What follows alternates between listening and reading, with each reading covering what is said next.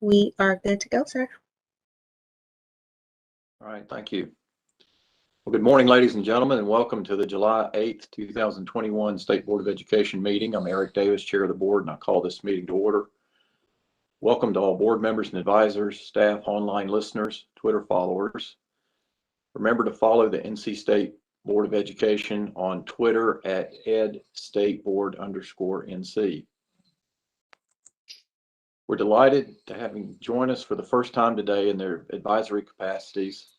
The 2021 Superintendent of the Year, Dr. Brent Williams, the 2021 Principal of the Year, Elena Ashburn, and the 2021 Teacher of the Year, Eugenia Floyd. Thank you to each one of you advisors who are participating in today's meeting, and we look forward to more formally welcoming you in person to our board in our August meeting. So thanks for joining us. I'd like to remind the audience and those listening that this body meets monthly with its official meeting scheduled for the first Thursday of the month. You can follow the meeting online and see all of our materials by going to SBE meetings at www.dpi.nc.gov/about-DPI/State Board Education. While committee meetings are typically held on Wednesday prior to the official meeting day, the committee meetings and reports are combined for this virtual July 2021 meeting.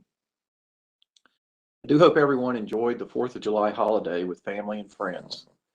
Thanks to the vaccine and consistent mitigation efforts, many of us were able to gather with friends and family for the first time in over 18 months and to celebrate the liberties that we all share. May we never take for granted the freedoms afforded to us and continue to defend liberty and justice for all as proclaimed in the Declaration of Independence. This right cannot be taken for granted, and each generation must embrace this shared inheritance and fulfill their responsibility to maintain this right for current and future Americans, especially our students. Many of our year-round schools started the 2021-22 school year this week, and we wish the educators, support staff, parents, and students a successful start to the year. Our hope is that our students will experience a more stable year, including in-person instruction this year. Similarly, our teachers have embraced many new innovations and created practices due to COVID. Let us keep what has worked well while retiring those practices that have proven to be less effective. We look forward to a successful school year. Board members were reminded that it's our duty to avoid conflicts of interest and the appearance of conflicts of interest as we handle the work of the board. Does any member of the board know of any conflict of interest or any appearance of conflict with respect to any matters coming before us at this meeting? If so, please state them for the record. And if during the course of the meeting you become aware of an actual or apparent conflict of interest, please bring the matter to the attention of the chair.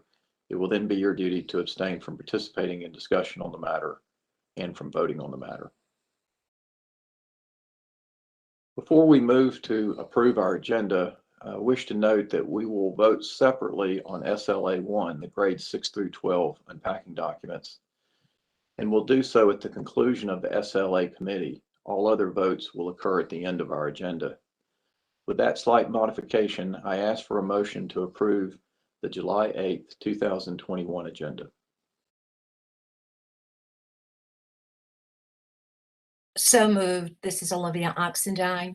Motion by Dr. Oxendine. Is there a second? Second, Mr. Keenan. Second, Mr. Keenan. Dr. Townsend Smith, will you call the roll to capture the vote? Yes, sir. Dr. Oxendine? Yes. Ms. Kamnitz? Yes. Mr. Keenan? Yes. Mr. Hall? Yes. Dr. Tipton Rogers? Yes. Ms. White? Yes. Mr. Chastain? Yes. Mr. Ford? Yes. Treasurer Falwell? Yes. Lieutenant Governor? Yes. Vice Chair Duncan? Yes. Chair Davis? Yes. Motion carries. We have an approved agenda. Thank you. This time I'd like to call on our Treasurer Falwell, to lead us in the Pledge of Allegiance. Thank you, Mr. Chair. I pledge allegiance to the flag of the United States of America and to the and to the republic republic for which it stands, one one nation, nation, under God, under God, indivisible, indivisible, with with liberty liberty and and justice for all. all. Thank you, Treasurer. Now turn to our superintendent's report, and Superintendent Truitt, I'd like to congratulate you on completing your first 6 months in office. We look forward to continuing our partnership and shared commitment to elevate the academic achievement of all public school students in North Carolina. I now recognize you for the superintendent's report. Superintendent Truitt. Thank you, Chair Davis. And yes, it's been an incredible 6 months, and I'll take a moment of privilege to thank the board for it's just incredible amount of hard work that you all do every month. It's oftentimes a thankless job, and so I thank you for your commitment to our students and teachers, and also to thank my team. You all are incredible individuals, and together I wish that everyone across the state could see how wonderful you all are, and I'm so lucky to have you all in my lives. Thank you so much. So I'm really excited to share this report with you because thanks to a lot of superintendents who have invited the team and me to come and see what they've been doing. In summer school, we've just had some great experiences that I'm looking forward to sharing with you today. And then I will close this report with our hashtag now what, which is an important question to ask, because these visits need to have a purpose. And so, next slide, please. Our we call these visits with a purpose. So I'll start with Lee County. We traveled to Lee County early last month upon invitation, because they had decided, I believe before the pandemic, that they looked at their data and they were not happy with what they saw in terms of reading proficiency. That the efforts that they were putting forth as a team, one school in particular, and all of the work that teachers were doing in order to increase reading proficiency, they just weren't seeing results. And so they did a book study together. They actually did a training together, and they thought, okay, we've got it. And then they looked at their data, no improvement. And so they started reading about letters, and prior to the Excellence in Public Schools Act passing, and decided that they wanted to start learning about the methods that letters uses. And so we met with, this is a mix of teachers and principals here in this picture. And what was incredible was that not only did they take the initiative themselves to do this, as we saw in Onslow County last month, but they included administrators into the conversation. And so the teachers who were doing this work had the support of the administration, as well as their superintendent. And so my team and I participated in a roundtable discussion where we, like in Onslow County, heard the journey that these administrators and teachers have undergone and what it has meant for the students that they serve.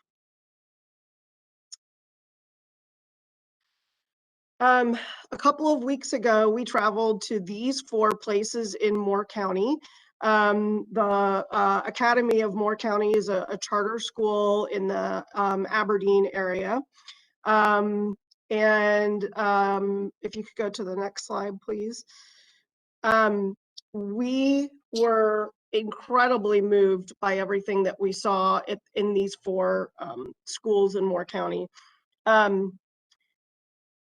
First of all, I think it's worth noting that at McDeed's, which is a Title I school in particular, that 3/4 of the students who were invited to summer learning were participating in summer learning. And this is a trend that we've been seeing wherever we go. And I know that Dr. Emery has been reporting back to us about the Northeast region, for example, and the number of students who were invited to participate in summer school versus the number of students who are actually enrolled and participating.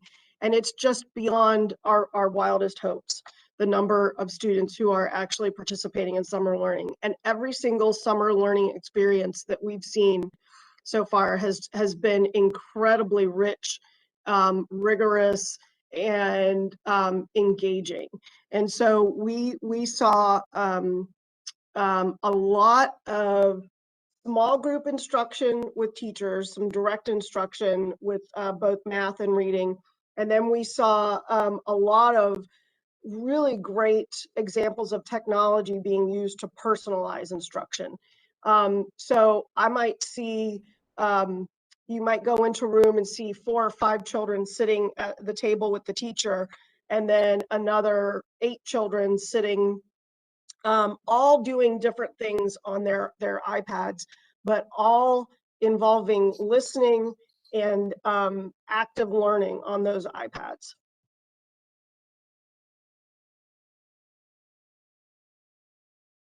So a special shout out to principals Molly Capps, Marcy Cooper, Dante Poole, and Allison Schoen, who just really showed us what's possible in terms of amazing leadership. These are all principals who had were able to recruit amazing teachers. No teacher shortages here for summer learning, and they were all. We could tell just watching these administrators interact with their teachers what kind of leaders they were.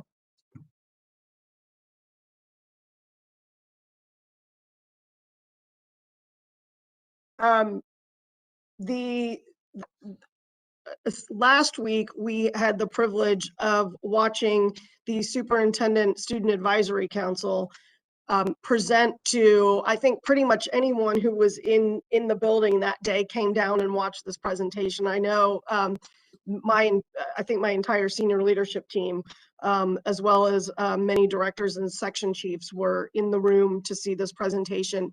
And the parents of these 9 high school juniors and seniors were there as well.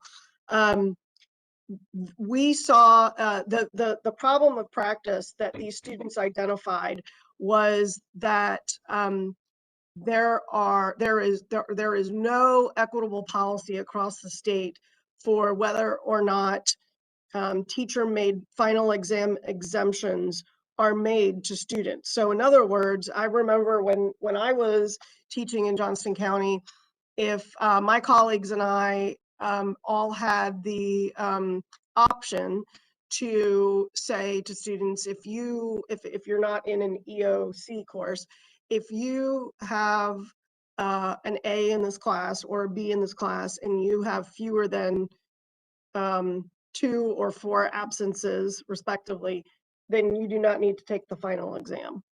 And teachers do this because it motivates students to keep their grades high and their absences low. However, a student could attend a school where some teachers do present this option to students and some teachers may not. And so these 9 students felt that that was not fair, and that because many students suffer from test anxiety, that they thought that presenting an equitable policy would be something that they all agreed would be a good use of their time.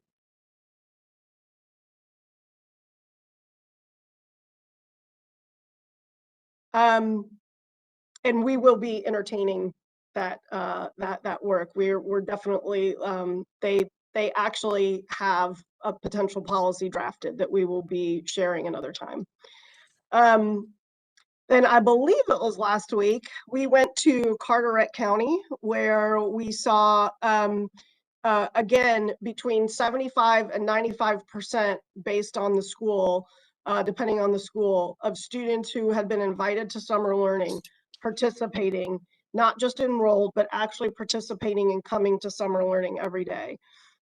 What you see here are, these are pictures of me sitting with students who were using decodable texts, which is a key part of science of reading instruction. And we were tapping out sounds. And so this was fascinating to watch. Every time I see phonics-based and phonemic awareness-based instruction in action, it never ceases to amaze me how this is what works with young learners. These were kindergartners, and it's a very kinesthetic activity to tap out sounds. So if we take the word taught, for example, that yes, that is a one-syllable word, but it has 3 sounds, t, t. And so students tap out those sounds with their fingers, and then when they start to learn syllables, they actually punch out syllables. And so that kinesthetic connection of movement to brain is a very powerful thing, and was really exciting to watch. So let's talk about the now what.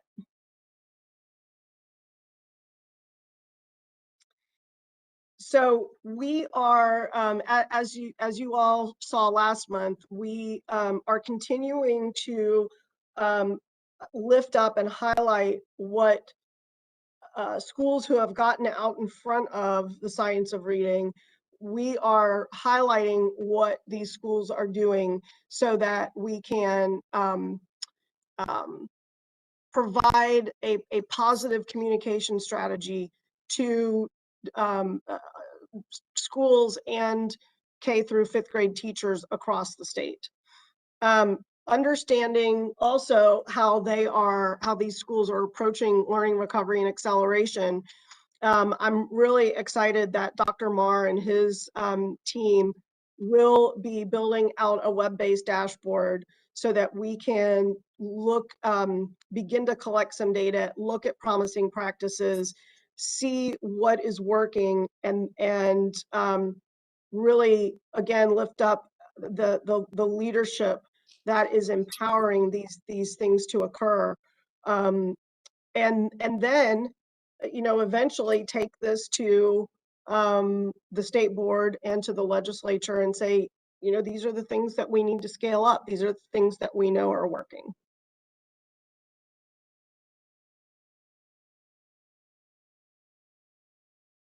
So thank you so much for this time this morning, and I'm happy to entertain any questions if the chair allows.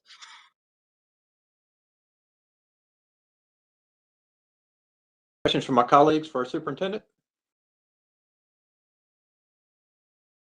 Chair Davis, this is Olivia. Dr. Oxendine. If I could take a point of personal privilege and connect it to Superintendent Truitt's presentation so that I can at least try to get it in context. And I guess turn on my video. I am so proud to see 2 of my former students as principal. I know they're principals, and they were, I had the opportunity of teaching them in several courses. And they are, aside from my their history at my university, they have moved on to become extraordinary school leaders. So as a matter of fact, I just happened to be chatting with one. I had no idea I'd see her name in your presentation, but I happened to be chatting with her last night. They're doing all the right things that school leaders need to be doing. All 4 of them. I don't know the other 2, but those 2 of the 4 I do. I have the privilege of working very, very closely with them. So fine presentation. And I do like the fact that you are thinking beyond the visits. That's very important to think, to cause us to think forward. Thank you. Thank you, Chair Davis. And thank you for that point of pride, Dr. Oxendine. We join you in that. Any other comments or questions for our superintendent? Okay, hearing none, I'll turn to Mr. McKinney for the legislative update. Mr. McKinney.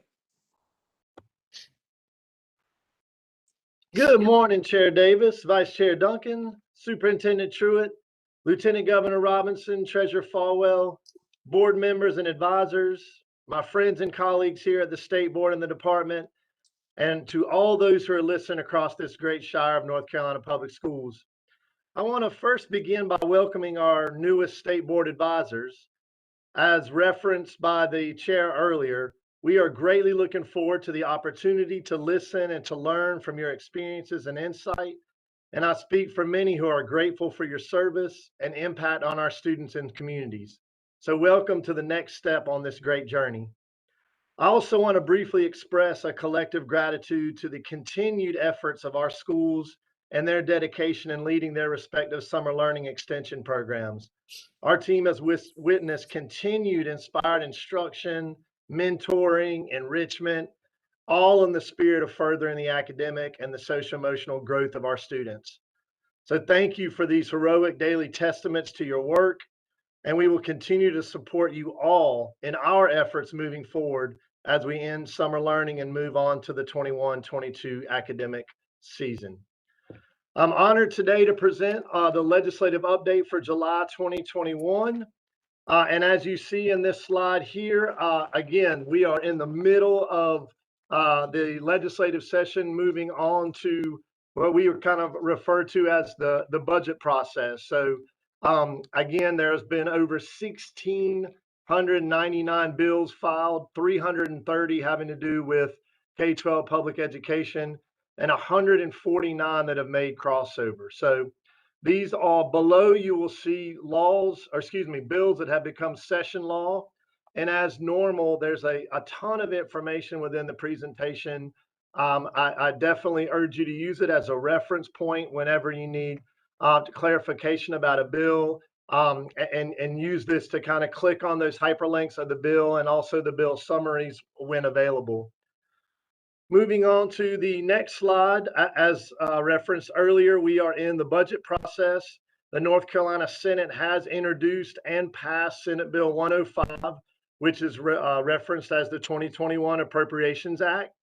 On this slide, you will see multiple links to not only the bill history, the money report, the text of the bill, the table of contents, and we also wanted to provide just several Ed&C articles that have highlighted pieces of the budget, and also from the Office of State Budget Management, the Consensus General Fund Revenue Forecast. So all of this together at the bottom of the slide, you'll see the governor's budget recommendations. We'll hopefully be able to synthesize and form all of our advocacy efforts in uniting the governor's recommendations, the department's recommendations, and the state board's approved expanded budget requests in this process. This is another slide for reference for Senate Bill 105. Also, the Education Committee meeting reports that were taking place during this time period, and also another perspective from some of our current advisors and former advisors as they advocate for continued support of the North Carolina Public Schools budget. I now want to proceed very briefly with a series of highlights of the Senate Bill 105 and the Appropriations Act.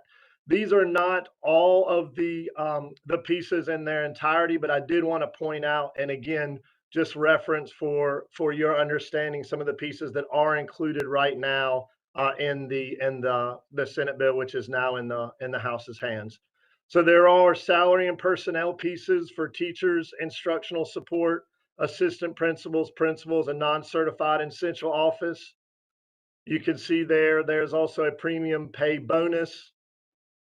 Moving down to allotments. This is a school psychologist allotment, and I'm going to reference this a little bit later as we look at the legislative agenda and our priorities and how they are linked to certain pieces of this bill. You can see there just an explanation of what that allotment looks like. It's $40,862,520 there. for new position allocation that were restricted for school psychologists. So we'll talk about that a little bit later. There's also Exceptional Children Transportation Reserve Fund, connectivity, school technology funds. If you remember from the last summer, that was a very important fund that has now been put back into the Senate budget here. Also, a feminine hygiene product grant. Next slide, please. ADM Hold Harmless, Children with Disabilities Reserve, renewal school system evaluation, support for our cooperative innovative high school, support for advanced teaching roles, school safety grants,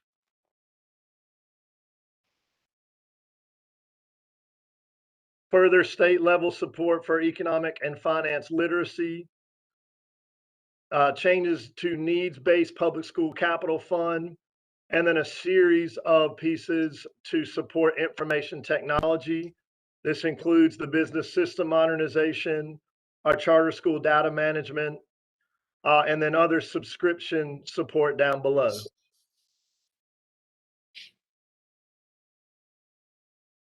Some other pieces that are included in the Senate budget proposal are an Excellent Public Schools Act implementation guide and report, support for early grade literacy, funding to set up computer science, and support for Governor's School.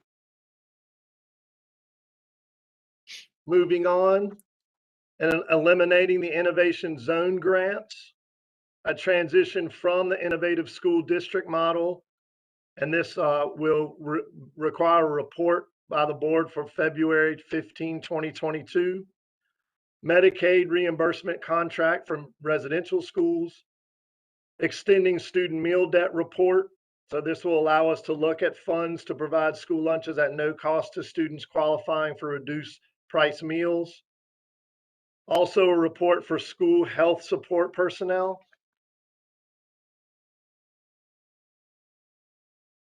Full-time equivalency of public school students. So this is actually an amendment and will require the state board to establish a formula for determining full-time equivalency of a student in a PSU for purposes of providing state funds on a per pupil basis.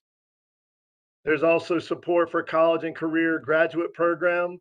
However, we are looking to secure funding for this. There's a DPI reorganization authority clause, and then also a proposal for multiple positions at DPI. So I did want to provide you, I know that's a really fast overview of Senate Bill 105. It is now in the hands of the House, so I will continue to update you on that. And I will end this part of the presentation with Senate Bill 105 by also updating you on the Senate's proposal for the use of ESSER 3 funds in Section 7.27. So you can see here, these would be directed specifically to after school grants, summer program grants, a learning management system, in-person tutoring initiative, contracted school health grants, low performing school grants, a pilot for North Carolina, a support for North Carolina preschool pyramid, science of reading, professional development, software for individual learning, and 13.2 million other directed funds for ESSER 3.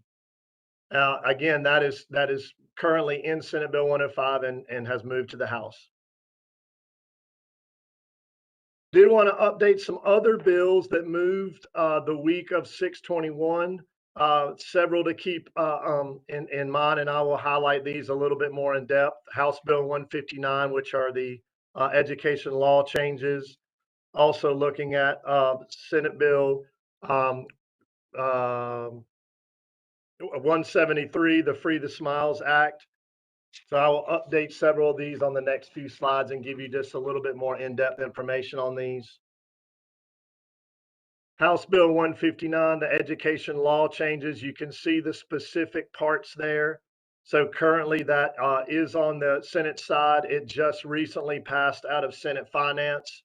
And so we will be seeing that hopefully this week at Senator Probst. Several other updates: Senate Bill 173, Free the Smiles Act, as well as Senate Bill 654, which is a bill that we have been tracking for some time. This has the K-12 COVID-19 provisions. I have attached a bill summary to this. It is currently in conference committee. So that was appointed back on June 15th. And hopefully they will be coming back together this week. The next slide, which I feel like other than the K-12 provisions that we have been tracking for the last several months, this also directs a House proposal for ESSER 3 funds. You could move to the next slide, please. And I definitely wanted to bring everybody up to date that these are potential direction of ESSER 3 funds within this bill. You will see that some of these are repetitive and are in the Senate budget. So our expectation is that many of those that will be discussed in conference, now that they've been put into the Senate proposal for the budget, will probably stay. But then there's some others that are here that may not be in the Senate budget. So we're hoping particularly ones that work with EdCore and some other pieces here. The sorry, where is it? Yeah. The district coaching support and PD for teachers and principals and the school improvement team. That was one of our main expanded budget requests in the board approved expanded budget request. So we are tracking that as well, and I will keep you updated. I briefly wanted to follow up from the last presentation on the legislative agenda and the priorities by going back through real quick and giving you a status update on 1 and 2. And then my friend and colleague Tabari Wallace is going to share an update on principal preparation, professional learning opportunities, and compensation pieces from the principal perspective. And then we will end with taking a brief look at number 4, supporting the whole child. At the August meeting, we will provide an update on number 5 and 6. And my friend and colleague Christy Von Auken will present on number 7, connecting high school students to post-secondary and career opportunities at the next meeting. So just a brief update so you can kind of see the synthesis of Leandro, of the Superintendent Truett's priorities, and the North Carolina State Board of Education strategic plan. Next slide, please. You will see the highlighted agenda priorities. And then the next slide is where I will provide the status updates moving forward.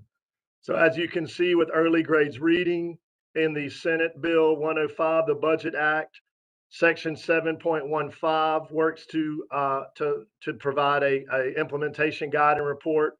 And then you see specific funding pieces that align with this strategic plan priority and goal. I'll also provide you the update of the specific bills where you'll see some of these funding requests and policy needs so that you can see exactly where those bills are as we're moving forward throughout this process and moving through the long session. And then we'll build upon this agenda as we move into short session. So there's priority 1. As you remember, at the last board meeting, I presented on priority 2 and teaching preparation. And I wanted to update you on some of the pieces within Senate Bill 105. As you can see here, there are teachers and instructional support. We are definitely advocating for increases in those pieces right there. We feel like the Senate kind of laid the foundation on which we can build upon and are definitely advocating for increases there. Dr. Elena Ashburn and Matt Bristow Smith spoke to the House Ed Committee very recently about the need to increase our teacher pay increases and then also looking at the potential for a base salary, starting salary. So really appreciate their efforts and their participation there at that committee. And as you walk through, you can see back the premium pay bonus. There's a small county signing bonus for teachers. There's advanced teaching role support. And also the TA to teacher piece has been moved from a recurring to a non-recurring. So the same amount, but it will not be recurring. So we're working hard with our districts right now. That's one of the initiatives that my colleague Julie Pittman and I are working on, and listening to districts about their work with TA to teachers and other teacher recruitment and retention work that we can continue to lift up and advocate for as the budget process unfolds. So I'm now going to turn it over to my colleague Tabari Wallace, who is going to provide an update on principal preparation, professional learning opportunities, and compensation. Good morning to the great State Board of Education, the representatives of all regions of the Old North State. I'm going to go ahead and just dive right into this because I got a whole lot to say and a little time to say it. So we're going to get started right now. I will direct you to the slide, and I'm going to try to paraphrase where necessary in the adherence of time. Goal 1 is eliminate opportunity gaps by 2025. Goal 2, improve school and district performance by, and that should say 2025. And goal 3, increase educator preparedness to meet the needs of every student by 2025. Your first bullet deals with increased pay for all North Carolina principals to ensure schools and districts can attract and retain the highest quality employees essential to student success. Continue the refinement of the principal pay plan to align with the salary schedules of teachers and assistant principals. Extend the salary hold harmless provision. Allow principals who lack traditional growth scores, those that are in alternative schools, to be paid at the exceeded level if they demonstrate high performance. And this is a big one. This bullet: recognize the additional oversight and challenges associated with leading large schools by adding new tiers, 2 of them, in the base principal pay for schools with students 1,300 to 1,700 and 1,700 and above. Right now, big schools are getting paid the same as almost a school like the one that I just left with 950. And that is a lot more inspiring investment and a lot more impact at those large schools. Create a new hold harmless salary protection for high performing principals willing to move to low performing schools. Right now, as you have it, it's a $17,000 swing on average from high growth met to not met. And that's not an incentive to leave where you are if you're a high met to go where your talents are needed to a low performing school. I'm going to expand upon those bullets right now. A compensation system that pays principals so significantly on student performance based solely on end-of-year test scores raises questions of fairness and unintended consequences. Consider, for example, the impact on the compensation of principals who are leading schools without adequate broadband, or principals who are leading high poverty schools that are disproportionately dealing with barriers to student learning. Now, exponentially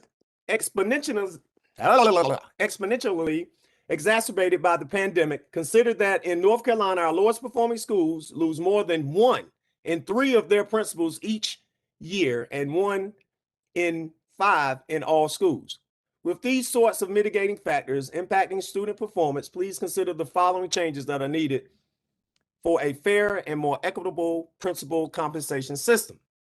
Maintain performance pay, however, modify the compensation model to increase base pay that is significant and reduce the portion of a principal salary that is currently dependent on school performance pay. The performance pay in the current pay plan makes up too large of a portion, as I stated earlier, of a principal's total salary. The current system for performance pay is based on 1 test score by a small portion of the school staff. This creates a highly unpredictable, unstable salary structure for principals whose pay can fluctuate thousands of dollars from year to year. Develop a performance pay structure based on multiple indicators of school quality and make it a smaller portion of the principal's overall compensation. Begin by reducing principal turnover by adding recognition of experience to principals' base salary to promote the value that principals' experience and stability brings to schools. Allow principals who lack traditional growth scores, again, to be paid at the exceeded growth. In transition to an improved plan, include the hold harmless provision to ensure that no principal base pay dips below 2016-17 or 2019-2020 base pay, if either would have been higher. Consider revisiting and adapting the principal pay plan model that was included in the 2019-2020 proposed House budget. This model strengthened the adjustment that included multiple indicators for determining performance and pay, which would encourage principal retention and more effectively ensure that principals are not penalized for factors out of their control. In regards to the principal evaluation standards, they have been revised with broad-based committee involvement and feedback from all stakeholder groups to address gaps with newly adopted national standards. Major changes include more emphasis on leadership for equity, ethical leadership, and student support. The next bullet is develop use of a leadership model to decrease the number of low-performing schools. And we suggest expand the pool of leaders equipped to lead and turn around low-performing schools by designing and delivering an intensive, replicable leadership academy aligned to North Carolina and national standards for identified assistant principals and principals selected for relocation incentives. That's 50 to 100 per year. Each year, North Carolina needs 250 to 300 principals. TP3 is graduating at the most an average of 100 aspiring principals per year. TP3 graduates are almost always hired as APs who typically spend 3 to 5 years in training prior to being considered ready to be placed as a principal. Since TP3's inception in 2016, the original TP3 program graduated 242 candidates, placed 181 graduates, and to date, only 21 are serving currently as principals. This typical scenario results in many of our districts with more immediate needs being forced to hire principals who may not be equipped as is needed for the challenges they will face. The shortage of highly trained principals ready candidates hits our highest needs districts especially hard. These districts typically do not have the professional development resources and systems needed to accelerate their assistant principals' growth, nor do they have the financial resources to incentivize the best candidates to come to their district. North Carolina currently has 3,000 assistant principals in the pipeline, many of whom could be ready for a principalship much sooner with additional development and coaching from proven trained practitioners serving in the field. My office, NCDPI in partnership with NC Papa will develop and provide a concentrated curriculum of leadership development experiences and coaching to selected assistant principals to accelerate their readiness to lead and turn around high need schools. This is open to the experienced principals as well who are willing to accept relocation incentives. NC Papa, with its 5,000 principals and assistant principal members, access to proven practitioners who can leverage their expertise to other school leaders, and its reputation for high quality PD is uniquely positioned to meet this need. Coming on down to the end, secure funding to support principal induction and mentoring. Again, DPI in partnership with NC Papa will design a program that provides group and individual mentoring support from proven, trained practitioners in the field. Program will include participation in the Distinguished Leadership in Practice, the DLP, you all know that one, a year-long job-embedded cohort-based leadership development program aligned to North Carolina and national standards and focused on direct application of a proven school improvement approach based on improvement science. As far as the bullet of developing alternative pathways to grow your own, we will work with school districts to design and establish principal pipeline and succession plannings. Right now, what we're having is with the principal shortage, perceived principal shortage and the teacher shortage that we have, it's hard to get millennials to move to quote unquote rural areas. And we're trying to, and to grow your own is the best approach right now until we can come up with the silver bullet. Because they're already from that area, they know the area, they love the area, they're ingratiated in it, they're pillars of their community. And if we can grow them there, they will return back and begin to lead their schools. Increase opportunities for principal engagement inside and outside of school. We want to expand the practitioners network currently being provided by NC Pop in partnership with DPI and the State Employees Credit Union. Currently, 165 principals from high-need districts are organized in 10 grade-alike networks, each led by a trained, exemplary principal facilitator. The networks meet at least monthly and follow collaboration protocols addressing 3 main focus areas: leadership for instructional success based on raising the achievement in areas of reading and math literacy; leadership for equity focused on equitable instructional access and high expectations for each and every student while reducing and eliminating disparities in outcomes of student success; leadership for social and emotional well-being focused on creating an educational environment which all students, their family, and schools can thrive. And all 10 networks meet quarterly for large group synchronous professional development and engage in follow-up small group discussions facilitated by their network. Shortly put, George Curo said, he said it, the smartest person in the room is the room. Principals learn best from effective practices going on currently, not exactly by theory. Okay, and that's what we're trying to capture here doing these metacogs. Last but not least, increase principal participation and leadership opportunities with the community representation on strategic planning committees, boards, and teams. And to all gathered today, I cannot take the credit for that. Our great and illustrious state superintendent's vision has already captured that by deploying the inverted model. What this bullet is saying is currently policies are made at the state level from the State Board of Education, DPI, the General Assembly, and other entities.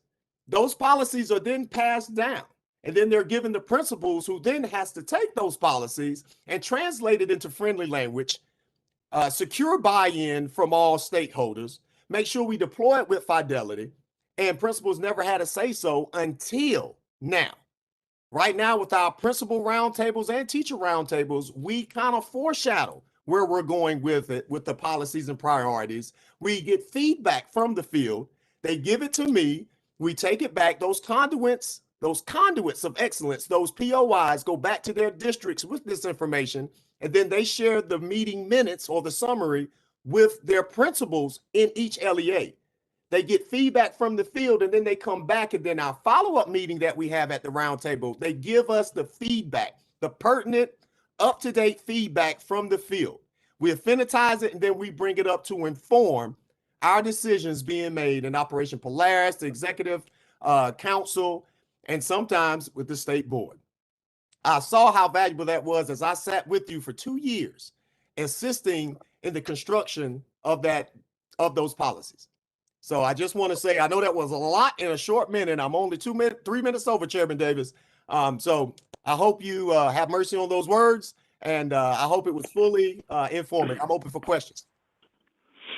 Thank you so much, Mr. Wallace. Appreciate your personal leadership as well as highlighting the critical role that our principals play in hiring, training, recruiting teachers. And it's not lost on us. That's one of our essential elements of support that we've committed to our districts and charter schools across the state.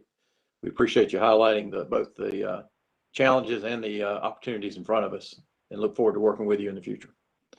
And Mr. McKinney, thank you for this legislative update. Thanks to you and the entire legislative affairs team for representing the board, the agency, and superintendent in the General Assembly. So thank you all. Yes, Chairman sir. Davis, Yes, Treasurer. can I give my legislative update? Sure. Okay, very quickly, 3 things that relate to specifically the school board. We've got over half a dozen bills that have been signed by the governor that preserve, strengthen, and hopefully sustain these pension and health care plans for this and the next generation of educators and public service workers. Our number one priority in all that was one, we had a standstill agreement with many of the school districts across North Carolina. We've been in probably 45 lawsuits over a bill that policy that was implemented before I became the treasurer regarding pension spiking. It's where somebody's income gets grossed up in the last 4 years of their pay that creates a contribution deficit. And so we've got a standstill agreement that we worked with the School Board Association, which is a positive outcome. Secondly, we continue to work on the General Assembly to make sure that these pension, health, and pharmaceutical benefit plans that so many at DPI and the customers that DPI have are participating in, that they remain fully funded and hopefully take some of the money that's left over and start putting it toward the unfunded liabilities. And lastly, yesterday we put out a press release applauding President Biden for his efforts to do what I've been talking about for 3 years on this call, which has to do with the surprise out-of-network billing. This is where somebody is in need of medical attention, and they go to a hospital or a facility that's in network, and there's 7 people working on them, but one of those people is out of network. So they get this huge surprise bill, and the president is creating a rule to limit some of that. And lastly, pertaining to that, Mr. Chair, thank you very much. I got a call last night at 11 o'clock from a retired school teacher who was charged hundreds of dollars just for the administering of the vaccine. And what's happening in healthcare and healthcare billing, surprise billing, out-of-network billing, and split billing is just atrocious in North Carolina. The consumers are not being protected.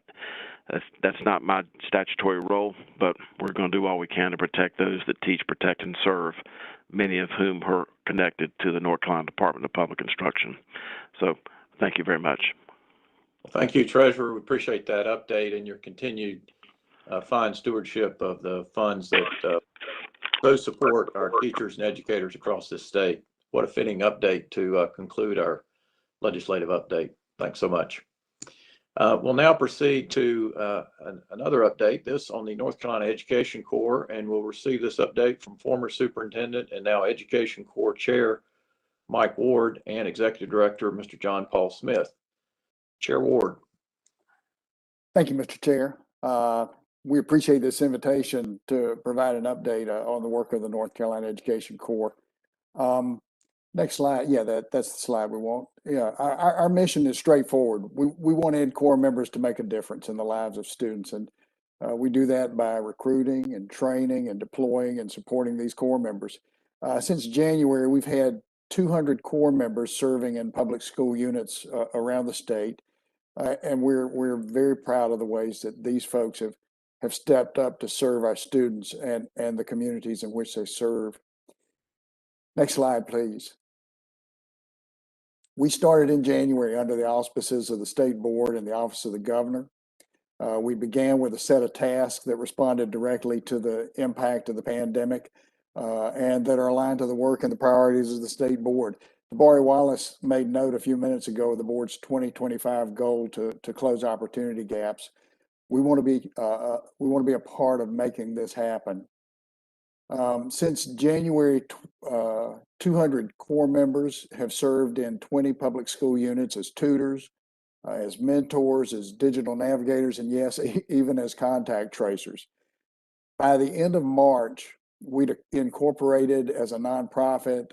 We'd recruited a 20-member bipartisan board of advisors chaired by Governors Jim Hunt and Jim Martin. And we're also very pleased that you appointed James Ford and Deanna Townsend Smith as your liaisons to this group of terrific North Carolina leaders. 7 members of the Board of Advisors make up the Board of Directors of the North Carolina Education Corps, the nonprofit. Caroline Farmer, Craig Horn, Tony Jackson, Susan Jameson, Maria Rosa Rangel, and Superintendent Catherine Truitt are directors. And as Chair Davis noted, it's my privilege to serve as chair of the board and to serve as lead volunteer for Ed Corps. The first act of the board was to enthusiastically select John Paul Smith as the executive director of the North Carolina Education Corps. Now here's the map of our Corps members' service footprint during the past 6 months. Note that we had a pretty nice geographic spread, but note also the gap in Western North Carolina. I want you to remember that gap in Western North Carolina when you see the new map of our service area for the coming year. I'm going to turn it over to John Paul, who will provide a preview of the coming year and tell you more about the work of our incredible Corps members. Thank you, Dr. Ward. So a few minutes ago, Superintendent Truitt talked about being in Carteret County and doing the tap out to tot. So that's what our Corps members are going to be doing this coming year all across the state. Our Corps members are going to be exclusively focused on serving as K-3 literacy tutors this coming year, and they're specifically going to be focused on helping students build their phonemic awareness and phonics skills, those foundational skills that really help them learn how to read. So right now we're in recruitment mode of our Corps members, and we're going to be ramping up with our Corps members starting this fall. Our recommendation to our partners has been that they plan to bring on 1 to 3 tutors per elementary school over the next 3 years. In our response this year, as you saw earlier in the slide that Dr. Ward presented, our goal for this coming year was to have 250 corps members across 25 public school units. We had applications from 25 PSUs who are interested in working with us this coming year. We're going to be working with 23. We have 24 great candidates, and one requested that we start with them mid-year. So we're going to start with 23. And that includes 22 public school districts and our first charter school, Henderson Collegiate. So next slide, please. You can see the spread here. Dr. Ward also mentioned the gap in Western North Carolina. We picked up Cherokee and Transylvania for this coming year. You can see that the green, those are tier 3 counties. So we've got 5 from tier 3 counties, 7 from tier 2 counties, and 10 from tier 1 counties. So we're really getting these corps members to work in districts who have the largest challenges. In the tier 3 counties, our corps members are primarily working in Title I schools. So that remains true in those tier 3 contexts as well. Next slide, please. I think it's important to elevate some key features of our tutoring programs and what our tutors will be doing. Our tutors will not be reading buddies. They're going to be trained in the science of reading, and they're going to be providing high impact tutoring. And the characteristics of high impact tutoring include that they're going to have consistent relationships with students. So they're going to be working with students the whole school year. They're going to be doing multiple sessions per week. They're going to be working in one-on-one settings or 1 to 3 settings. So it's small groups. And then they're going to be working in alignment with the science of reading, local school curriculums, and partnering with local school districts and teachers to make sure that all of the tutoring that they're doing really is focused on helping to build specific phonemic awareness and phonics skills that are grounded in the science of reading and reading instruction. One feature that we're adding into North Carolina Education Corps this year as well is we are bringing on learning coaches, which are basically instructional support coaches or literacy coaches. So we'll have a ratio of 1 coach to 30 to 50 corps members. And so they'll be able to serve as additional support to our tutors throughout the year. And we're hiring coaches who have a background as classroom teachers, as folks who provided instructional support before, so that they can offer that to our tutors. Dr. Ward would say here that Carolina students need as much support as anybody else. I think that's why we have this picture on the slide. As a Carolina grad, I can say that that's true, but we'll be providing additional support to all of our corps members this year in the form of learning coaches. Next slide, please.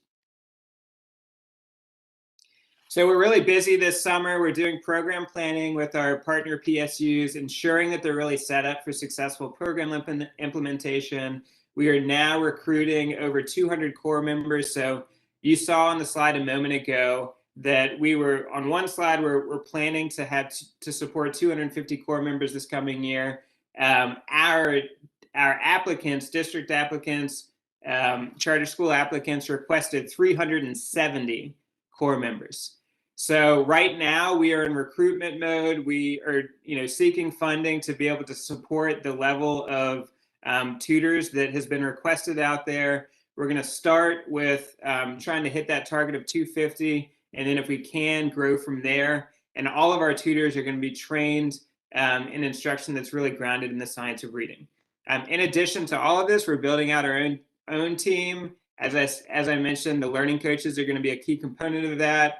We just brought on, or are about to bring on, Director of Finance and Operations, as well as a Director of Recruitment, in addition to the current team that we have. We're also working with Tripp Stallings, who is helping us build out our program implementation model, as well as an evaluation plan to make sure that we're tracking the effectiveness of this program. Next slide, please. Back to you, Mike. Thank you, John Paul.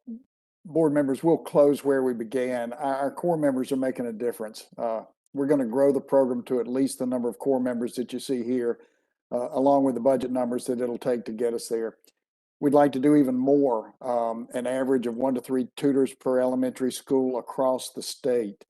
Ed Corps members who serve students directly and leverage even greater levels of support from the community. The better resourced we are, the likelier we are to hit these more aspirational targets. We've sought and secured support from key donors, including the Mebane Foundation, C.D. Spangler Foundation, the State Employees Credit Union Foundation, and most recently, the Goodnight Educational Foundation. The John M. Belk Endowment is providing strategic thought partnership as well. We're also pleased that the House of Representatives has proposed public funding for Ed Corps, and we're hopeful of an appropriation in this session's budget. Last slide, please. Mr. Chair, that concludes our update. Board members, thank you for this moment to share with you what we're up to. We'd be pleased to address any questions that you may have. Well, thank you so much, Mr. Smith and Dr. Ward. We appreciate your leadership and all the great work on the Education Corps. We're going to have to move on in this particular meeting, but we look forward to having you back in front of us, sharing and celebrating with you the progress of the Education Corps and its many benefits to our students across the state. So thank you for the good work. Stay at it, and we look forward to greater success. Thank you, Mr. Chair. Thank you. Colleagues, with that, we will now receive an update from our partners at the North Carolina Department of Health and Human Services. We note that with year-round schools beginning soon and summer learning in full operation, we must continue to implement and promote those strategies which allowed us to return students to in-person instruction in the latter half of this year.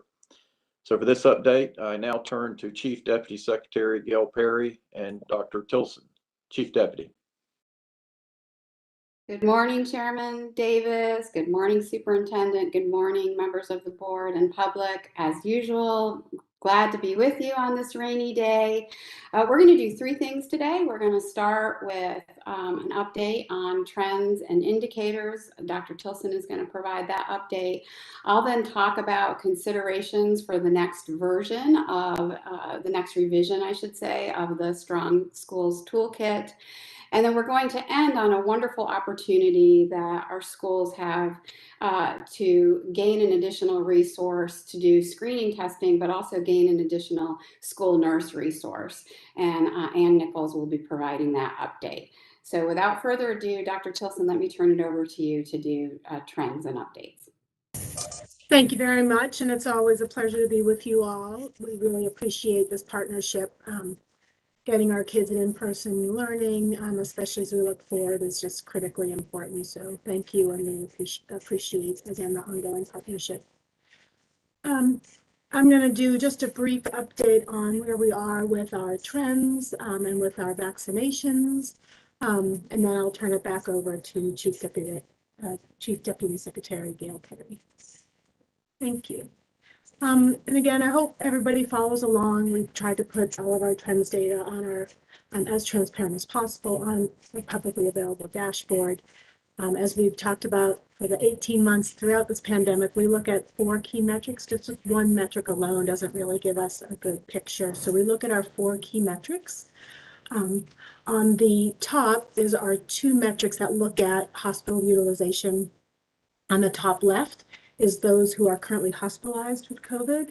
And on the top right is those folks who are coming to the emergency department for COVID-like illness. Our hospitalizations, we call this a lagging indicator. It takes a while for the hospitalizations to uptick after people are exposed to the virus. And then we look at our emergency department as more of our leading indicator, kind of an early signal to us. On the bottom left, we also look at our lab diagnosed cases. And again, we know this is an undercount, but this is one of the data points we use, our lab confirmed cases. And on the bottom right, we look at our % positive of all of our lab tests that are positive. And what you'll see across all 4 of our metrics is the good news is that really, if we look throughout the course of the pandemic, we remain at low levels. We have significantly come down from our peak over the holidays, so we remain at low levels, which is really good. But one of the things we're keeping a really close eye on is across all 4 of our metrics, we've seen a little bit of a recent uptick in the past week or so that may well be associated with the introduction of the Delta variant. So we're looking at those very, very closely. Again, overall, all of our metrics remain really low, so that is great. But we are paying attention to this recent uptick, especially since we've seen it in all 4 of our metrics. So please follow along with us. The next thing, obviously, we're keeping a really close eye on is our progress with vaccination. We do know that vaccination is the most protective thing somebody can do, and it will be the way that our state and our country and our world gets out of this pandemic. Also hope that you follow along on our dashboard. We have many of our vaccination metrics up there and updated daily. We've administered in North Carolina almost 9 million doses of vaccine since the beginning, which is really a great accomplishment. And then you'll see that at least actually 56% of our adults 18 and up have had at least 1 dose. The good news is we've been able to do some data reconciliation with the CDC, as many of you may be aware. We have not been able to get the data of people who've been vaccinated through our military bases and through the Department of Defense. But we've done some really close work with the federal government and really getting that data quality up. And I think we're close to being able to include some of the DoD data and align with our federal partners.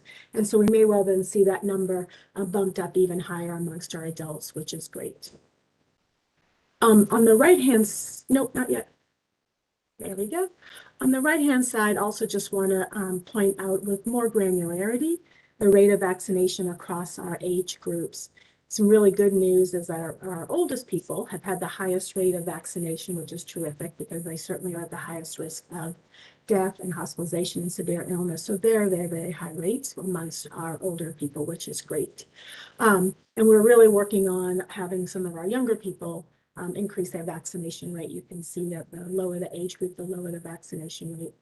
One good piece of news is that amongst our teenagers, 12 to 17, who only relatively recently been able to have been eligible for the vaccine, that we have at least 1/4 of our teenagers who've already gotten at least 1 first dose. So we are excited about that and really want to encourage and increase that number. And then just as a reminder, nobody under the age of 12 is currently eligible for a vaccine, so that none of our children 0 to 12 have had any vaccine. Next slide, please. A little bit of data really thinking through or highlighting truly the effectiveness of the vaccines. We've been looking at our cases, so for people who've had been diagnosed with COVID, and we looked at the time period between May 6th and June 28th. We chose May 6th because that was the date that 50% of our adults 18 and up had at least 1 dose. And so we go back and we look at those cases.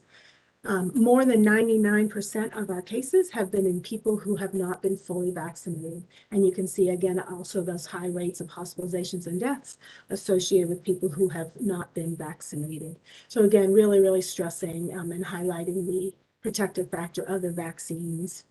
So really important, and we want to be sure that as many people who are eligible and have access to vaccine. We also looked at some of the correlation between vaccine rates and spread in a community, so a little bit more of a granular level. And so on the bottom left, you'll look at on the y-axis, that vertical axis, case rate per 100,000, and then on the x-axis, the percent of people in an area or in a county that have been vaccinated. And on the bottom right, you'll see on the top, on the y-axis, the percent of tests that are positive, and then again, relation to the percent of population that's vaccinated in the county. And although there is some scatter in those dots, that red line gives you that trend data and really shows that at a county level and low population level, the higher the percentage of the population that's vaccinated in the county, the lower the case rate and the lower the percent positivity. And we're going to continue to look at this data, but then over and over, we're seeing that really vaccines are the most protective way that we can prevent people from getting COVID. Next slide, please. And then just wanted to give a little bit of an update on the Delta variant. This has been a big question that we've been getting, and so wanted to be sure you had some of that up-to-date information. And again, we're going to be tracking our metrics very closely as we're seeing the introduction of the Delta variant. The one thing to say is that we know viruses have variants. This is what they do. This is what we expect them to do. They will continue to have variants. They're experts at having variants, so we expect these variants. And it really is kind of an evolution in real time that the variants that can cause more transmission or more easily spread are the ones that can catch hold and spread more quickly. So it is not surprising that what we see is a stronghold of those viruses that have more transmissibility. I think we'll continue to see this. So as you remember, about in March or so, we were talking about the spread of the UK variant that was introduced in North Carolina and very quickly became the prominent variants. And now what we are seeing is this Delta variant taking a hold in North Carolina. We see it's about 64% more transmissible than that Alpha variant. Some early data suggests that it actually might also cause some increased disease severity, increased hospitalizations. We're keeping a close eye on that. The good news is that though, although slightly decreased protection, still very high protection with our current vaccines. With our 2-dose vaccines, our Pfizer and Moderna, what we're seeing is that slightly less protection after just the first dose, whereas some other variants got a pretty high protection from that first dose. What we're finding for our 2-dose vaccines, really important to go on and get that second dose for as much protection as possible. And then there was some good data that came out by the Johnson & Johnson just last week about pretty high levels of protection. So although slightly decreased protection of the vaccine, still very, very, very good, and still really our best protection against the Delta variant. On the bottom, what you'll see is how quickly these variants can take hold. You can see we first started seeing some of that Delta variant in North Carolina near the end of May. And now of the samples that we do a subset of samples to see what kind of variant is circulating in North Carolina. We're about 30% now of the samples are Delta variant, and we anticipate probably within the next month it will become the prominent variant circulating in North Carolina. So that is it for some of our data and trends and indicators. I will turn it back over to Chief Deputy Dale Carey to talk about some of our toolkit considerations, especially with thinking through a lot of our trends and vaccine status. Thank you, Dr. Tilson. So my job is really to talk about so what. So as we're looking at all of this new data and our new trends, and we really should take a moment and feel celebratory about how far we've come, because rates of community transmission are relatively low. We are getting more folks vaccinated. We need to do more work on that. I'm going to encourage you many times in this presentation to think about how schools can play a part, and how you as community leaders can play a part in helping your community members and your school folks get vaccinated if they're not already vaccinated. But I do want to talk a little bit about where are we heading with the toolkit, because we are at a different moment now. Things have improved significantly. We have new research and also new trends to look at. I know you all received a presentation about the new findings from the ABC Collaborative. I just want to highlight a few of those again as we're thinking about the next iteration of the toolkit. And particularly what those findings demonstrated was that proper masking was the most effective and has been the most effective mitigation strategy to prevent COVID-19 in schools. And they found that that was the case, more so even than the social distancing. So I think the good news there, and if we could go back to that slide for just a second, because there's a couple of important things to say there. I think the good news there, of course, is that all students can be in full in-person instruction, and we expect that will continue to be the case. And they also talk a little bit, and this is going to be important as we look at the next version of the toolkit, about some within school guidelines that we might consider relaxing, particularly around quarantine for people who are exposed to COVID-19, but they're also vaccinated or they're appropriately masked when exposed. So we're considering that finding and how we might apply that in our next iteration of the toolkit. And again, that's for quarantining. All right, if we could go to the next slide now. And obviously athletics, important to have those protocols, proper protocols in place. And also to do some of the layered mitigation strategies, including screening testing, which we're going to talk about more in just a minute in terms of the new opportunity that's available in our state, thanks to the federal government resources. So as we're thinking about the next iteration of the toolkit, and we are currently actively writing the next version, and we do intend to release it this month. We're hoping the week of July 19th is when we will release the next version of the toolkit. Here's the things that we're thinking about. And so I know a lot of times folks want to know what is the metric that you're looking at. And as Dr. Tilson said, we do look at a combination of measures, but particularly now what we're looking at is what we know about vaccines, that they're now widely available. So there was a time when we had very restricted access to vaccine. That's no longer the case. And we know now that they are very effective for people 12 years and over, and that includes with the Delta variant. We also know, as Dr. Tilson mentioned, that children under 12 are not eligible for vaccine, but nevertheless, community rates of viral transmission are very low. We will continue to watch that Delta variant and see seasonality impact. And we know that the CDC recommends that unvaccinated people continue to wear masks. As Dr. Tilson mentioned, 99% of our new COVID cases are among those who are unvaccinated. And as a reminder, the reason that unvaccinated people should continue to wear masks is really to protect themselves and also mostly to protect other unvaccinated people. And we also, again, as a reminder, know that studies continue to show lower risks of spread and disease among those younger children, those children under 12. So when you think about rates of community transmission and the percentage of a community that is vaccinated, although those younger children may not be vaccinated, if there's a very high rate of vaccination and low community transmission, that's going to be even more protective for those younger children who tend to be less likely to catch COVID-19 or to spread it. And then again, we talked about the new research from the ABC Collaborative and other research about the virus and transmission.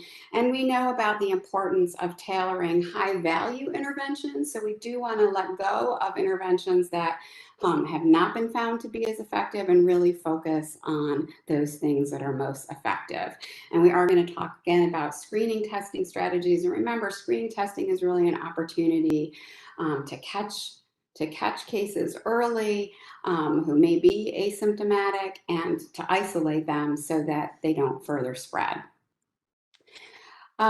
We also know that the CDC is expected to issue updated school guidance as soon as this week or next week. We do expect to see them continuing to make revisions as more folks are vaccinated and really align with the other recommendations that they've made, differentiating between vaccinated people and unvaccinated people and looking at rates of local community transmission. And we are also very aware that more districts now want flexibility to react to the unique circumstances in their community. There is considerable variability across our state in communities and in counties as far as the percentage of the population that is actually vaccinated, and where we are seeing more significant spread. You'll notice that we have one red county on our county alert system. It is where the percentage of folks who are vaccinated is relatively low. So we'll want to be thinking about that local flexibility in our next iteration of the toolkit. And we also recognize, as always, that for our school leaders, the level of operational complexity needs to be factored in, as well as much lead time as possible, which is why we're really looking to get out our next version of the toolkit as soon as possible. So I think you can expect to see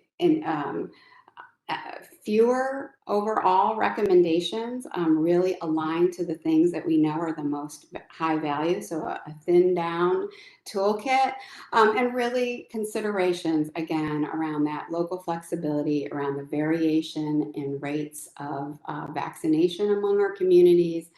And we'll continue, of course, to look at the community rates of viral transmission, which we are measuring primarily through case numbers and the percent positive. We're also doing some wastewater surveillance now, so there's a number of tools that we have.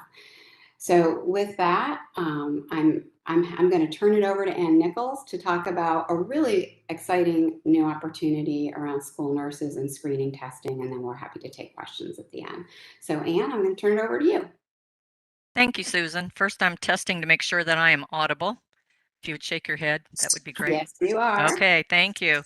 I so appreciate this few minutes to provide an overview of the DHHS K-12 COVID testing program for the upcoming year. We do see this as both an opportunity for LEAs and schools to be prepared for any eventuality and to know what's going on in the upcoming year locally, and to also be able to address other school health program needs for students that have health needs and need those addressed in access to education that have largely been sidelined during the term of the pandemic, but have not gone away, as we all would recognize. The CDC does continue to recommend screening testing in the K-12 space, and therefore they have provided funds to support those efforts. The North Carolina total award is just over $300 million. 85% of that must be allocated to the related work in K-12 schools. The budget breakdown for the North Carolina program is at the bottom of this slide. We are excited to be able to offer this in a manner that provides both flexibility to the local school district and schools to define their own program, but also to have additional school nursing and related staff that can do much more than testing program support. If you add the 68%, 16%, and 14%, you'll arrive at over 85% that's being dedicated to the actual work in North Carolina schools. Could you go to the next slide, please?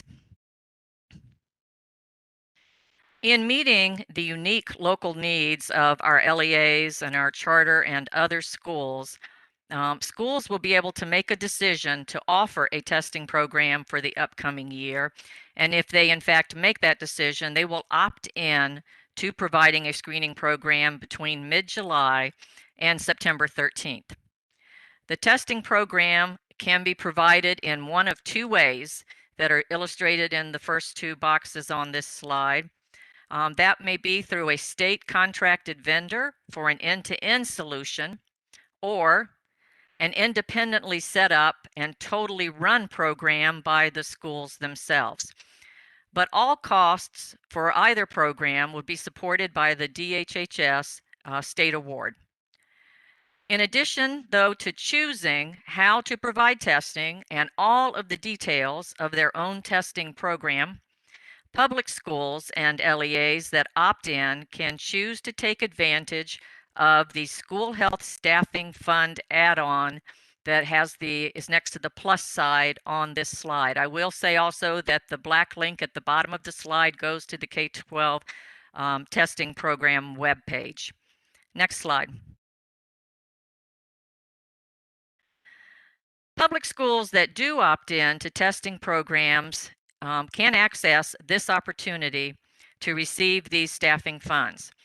The priority for staff hiring will be an RN school nurse if the school does not currently have access to one.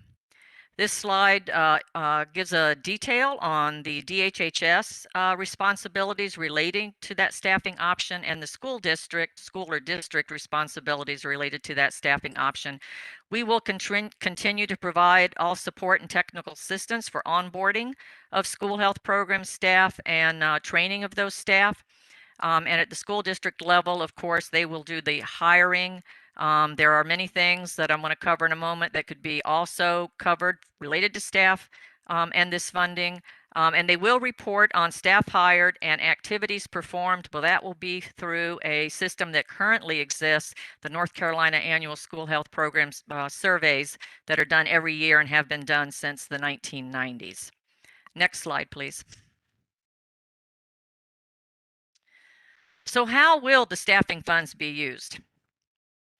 Throughout this past year, all of us have recognized the demands placed on schools and on school staff during the pandemic, particularly staff that provides health services in schools like school nurses.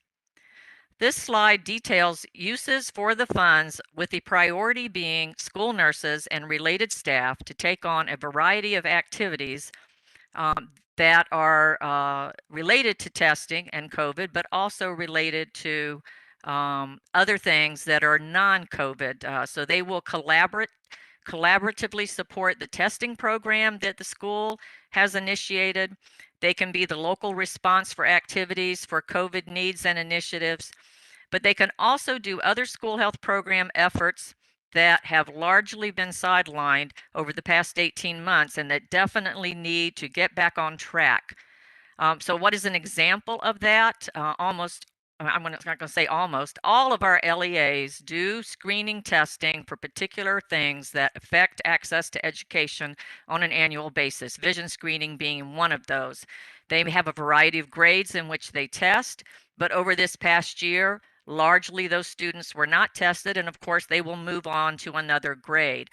In order to make sure that students aren't going 2 or 3 years without vision screening and unidentified and treated visual deficiencies, this staff could be used to expand a screening testing that the school normally does in order to catch up.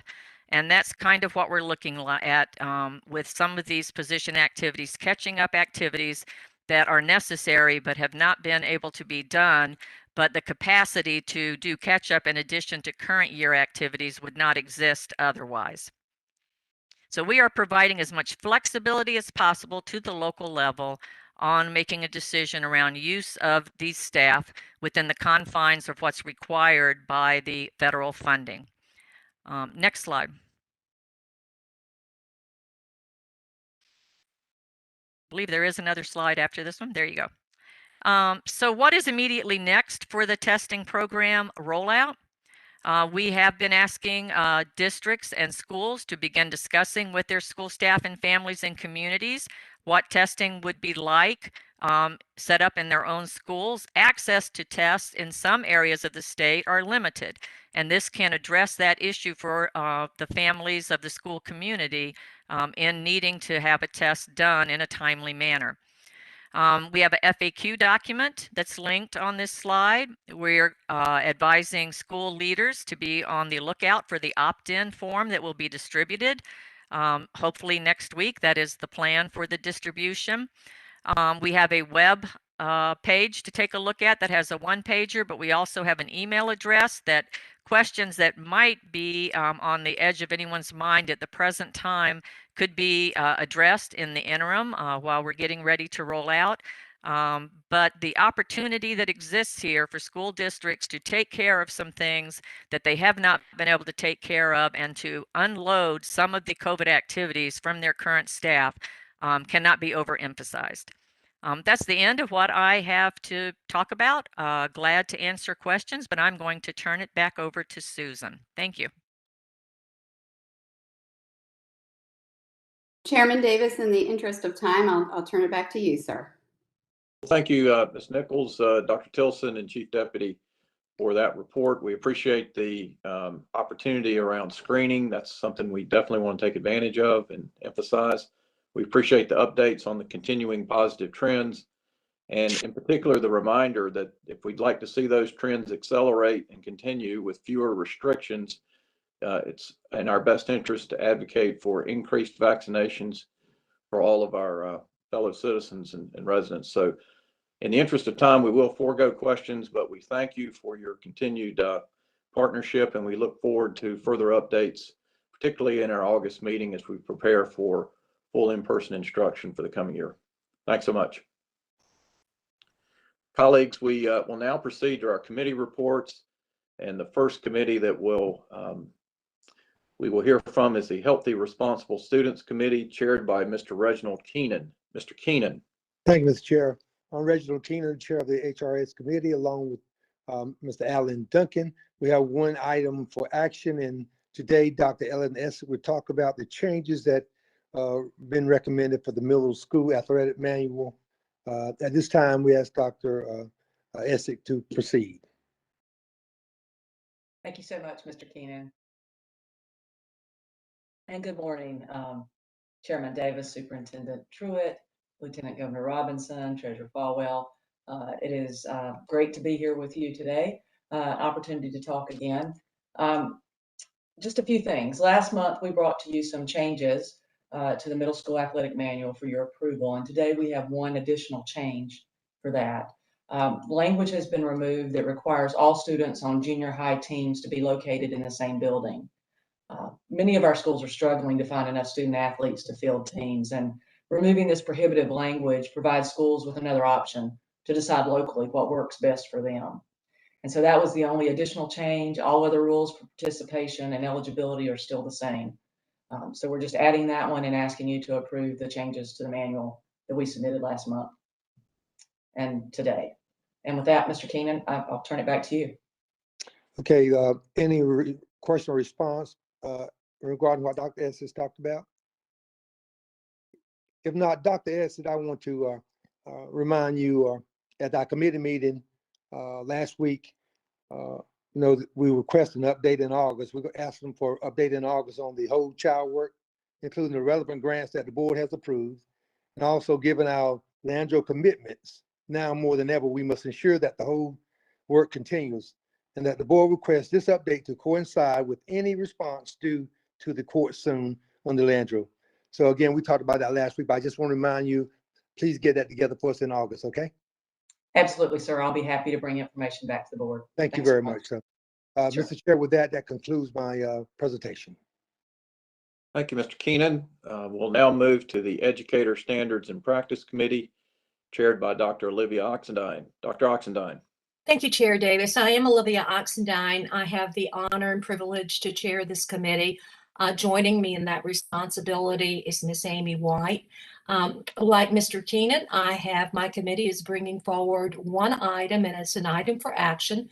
This item has appeared before the board before, and it pertains to our EdTPA, PPAT cut scores, and we are bringing Dr. Seiberg is going to make the presentation in very quick time, and we're bringing this item to the board for action this month. Dr. Seiberg.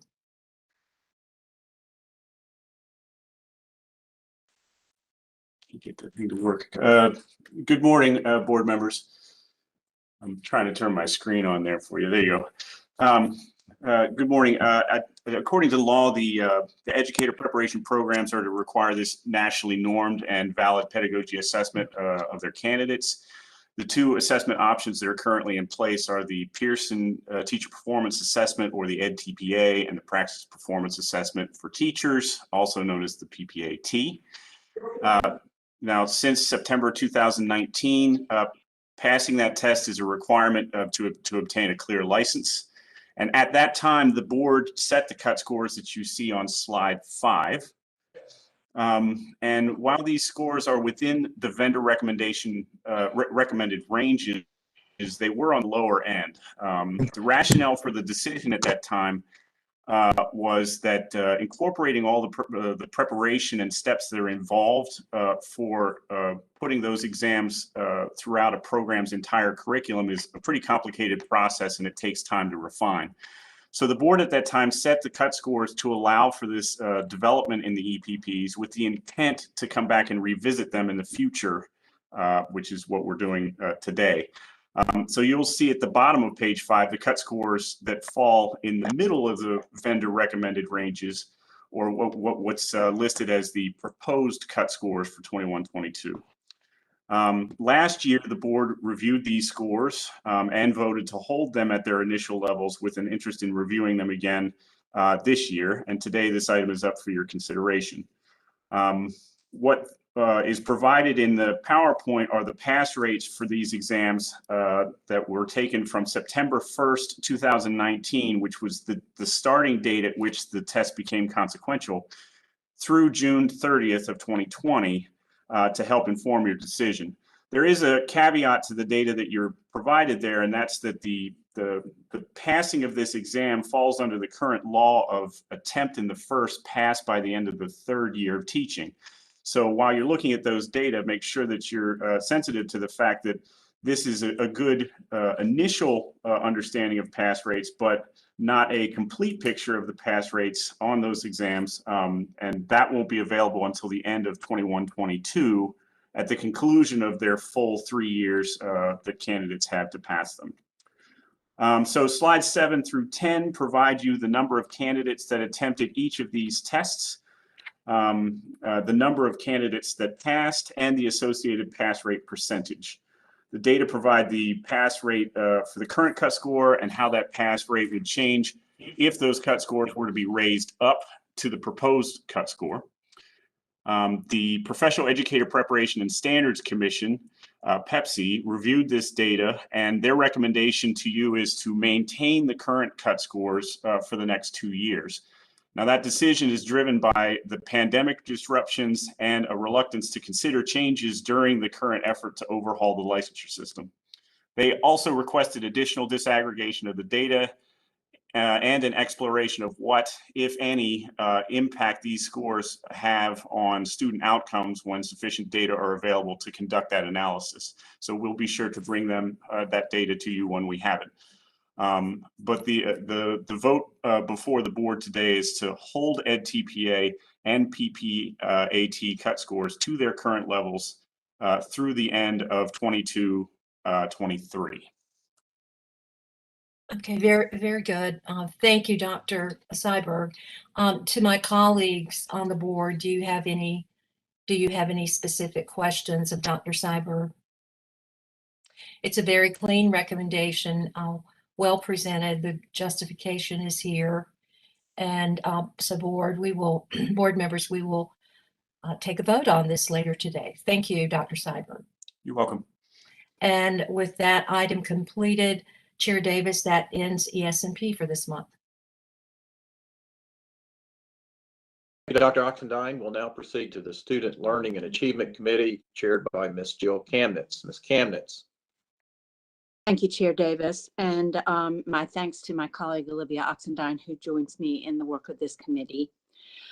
We begin with a couple of items of new business. The first is a literacy update, professional development. Dr. Ryan.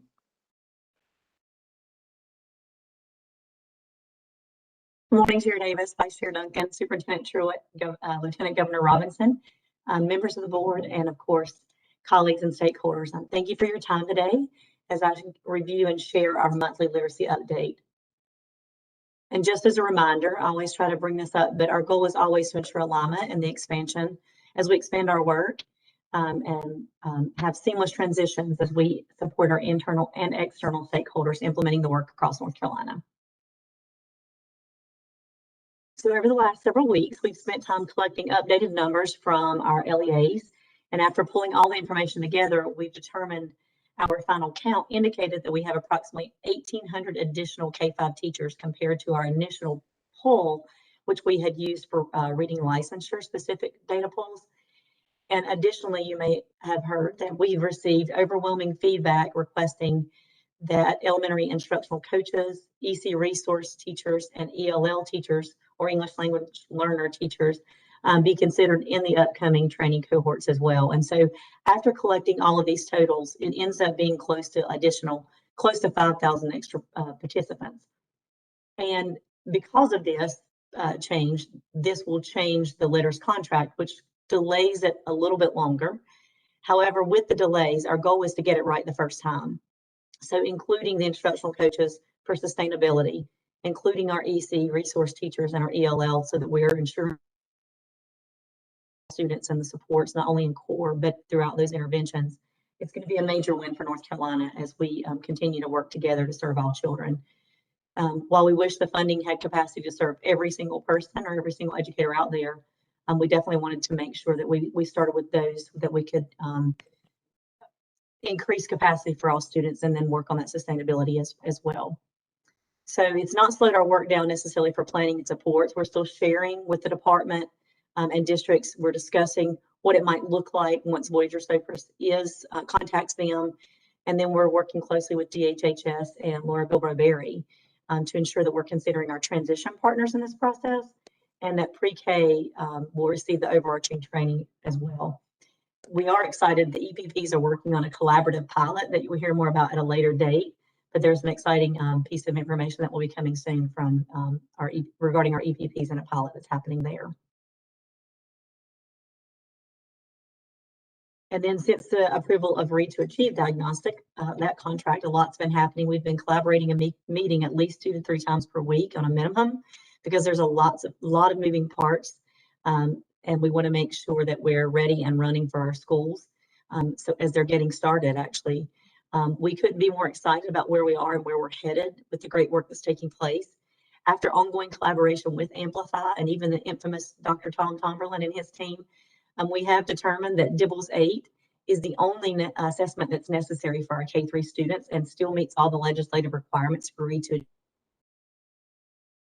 TR is no longer necessary and will not be used as a measure.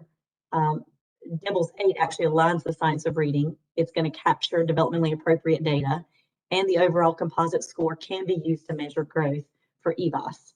So that's another huge celebration that we've heard lots of positive feedback about. And it also decreases the amount of time that our teachers need to assess students so they can inform instruction along the way. They don't have to stop to assess for long periods of time. In addition to that celebration with Amplify, we've also been working with Dr. Day and the DLI staff. And we are excited that we are going to include, because we have included Spanish in the contract, all dual language immersion schools will now have access to an aligned Spanish assessment.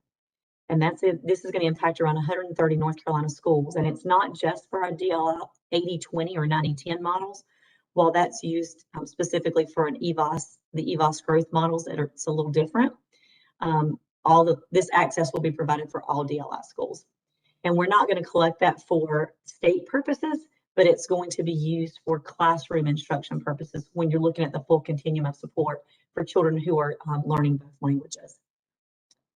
These assessments have been updated based on feedback from the previous EDL assessment, and North Carolina will be implementing the new version with some full and part-time studies happening this year in our Spanish classrooms. Materials are being packaged and shipped, with our early start schools being the priority. Our assessment windows have been shared, and last but not least, our PD and online optional courses kicked off this week. So there's been a lot happening in a short amount of time with the Amplify and the diagnostic assessments. Then the last piece of information here is kind of our next steps. The OEL team started receiving training this week, and depending on, or next week, depending on which session they chose. There were 2 sessions they could choose from as we're working around vacation schedules. And once our team is trained, we're going to offer optional trainings for Amplify and the Read to Achieve diagnostic for DPI staff that are interested to align our efforts and support that common language for those interested. Additionally, we're working with our colleagues on a draft Read to Achieve implementation guideline that we hope to share more about in August, so that we can get as much information, updated information with the Read to Achieve legislation out there to our schools that have already started. And then, as every other district across our agency, we always wish to be transparent and offer as much support as we can. So our first DPI and NC PAPA Science of Reading session, we had over 900 registered and over 600 participated during the live session. So that was a huge celebration, and we will continue with 2 more follow-up sessions this week and the following week, in which we have very similar situations happening. We started with sharing lessons learned from Mississippi with our administrators. And this coming week, we will have lessons learned from our North Carolina folks who have already started working with letters prior to all of this. And then our last session will include our EPP and pre-K partners and talking about their experience and the alignment there. So we can see an overview of the science of reading. And hopefully all of you have received our first science of reading one-pager. They gave a snippet of information regarding what the science of reading is, what it's not, and some of the resources you can use as we're trying to help support our internal and external stakeholders. And I know that's a lot in a short amount of time, and I'm happy to answer any questions if there's time. Thank you, Dr. Ryan. Quickly, any questions for Dr. Ryan on this very informative update? Mrs. Hearing Candace, none. this is the superintendent. Yes, go ahead, Superintendent. I just want to say thank you so much to Amy Ryan for that incredible report. And I would be remiss if I didn't point out that her presentation represents the fruits of this board's labor, who began this work over 2 years ago with an eye towards ensuring that all students in our state learn how to read. Reading is fundamental. This is amongst the most important of all of the work that we are all doing right now. And so thank you, Amy, for that incredible report. And thank you to the board for recognizing a couple of years ago that this was where we needed to be right now. Thank you for that reminder, Superintendent Truitt. And yes, this is the end of, well, it's really the beginning, but it has been a couple of years in progress, and certainly you coming on board 6 months ago and pushing us forward on this has been a very positive thing. And here we are, just about ready to go. So thank you, and thank you, Dr. Ryan, for all the work that you've put into this. I know it's been sometimes frustrating over the last couple of months, but we're getting there. I will turn next to a summer school update on the school extension program. Dr. Marr, I believe, or is it Ms. Barber? I'm going to present today. Thank you so much. I want to thank you, Chair Davis, Vice Chair Duncan, Superintendent Truitt, Committee Chair Kamnitz, and Dr. Oxendine for the opportunity to present an update on the school extension program. This is just a review. The school extension program, or Session Law 2021-7, was a requirement for all LEAs, and charter schools were encouraged to participate with the mission of mitigating the impacts of COVID-19 on at-risk youth.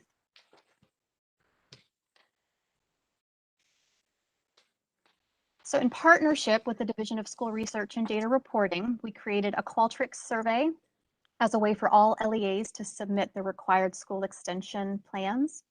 That survey included check boxes for assurances for the required components of the program. That included transportation, meal service, social emotional supports, enrichment activities, at-risk student notification and follow-up, teacher incentives, and instruction for grades K-12. The Qualtrics submissions triggered approval notifications, which went first to their corresponding regional directors. Once the regional directors reviewed, the Office of Learning Recovery was notified of either the approval or suggested revisions, and a huge shout out to the regional directors team. We could not have gotten through all of these reviews and approvals without them. And then all 115 LEA program submissions were reviewed by our office. We then returned the plans to the LEAs for revisions, or we submitted a final plan approval notification. And as you can see, 23% were sent back for revisions, but the majority were approved upon first submission. And then just a note that all approvals included a review of the CBA tools that were not iReady, and that approval process and review process was in collaboration with digital teaching and learning staff. And so as I mentioned, per the legislation, charter schools were encouraged within funds available to participate in the school extension program. And so we had received requests from charters wishing to submit their summer plans. So because the charter plans did not require the formal approval process, like for the LEAs, rather a review process, nor were they required to include all of the components outlined in Session Law 2021-7, we decided to modify the LEA Qualtrics survey to remove the required assurances and the two-step notification approval process. And that really was to save the charter schools time from having to fill in information that was not necessary. And here you can see kind of a breakdown of how many charter schools submitted their plans for review. So I'll briefly go over this. The Office of Learning Recovery worked with multiple internal stakeholders to create informative documents for the PSUs. The first four, those with asterisks, were previously approved by the state board. I believe that was in April, and those served as the main planning documents for the PSUs.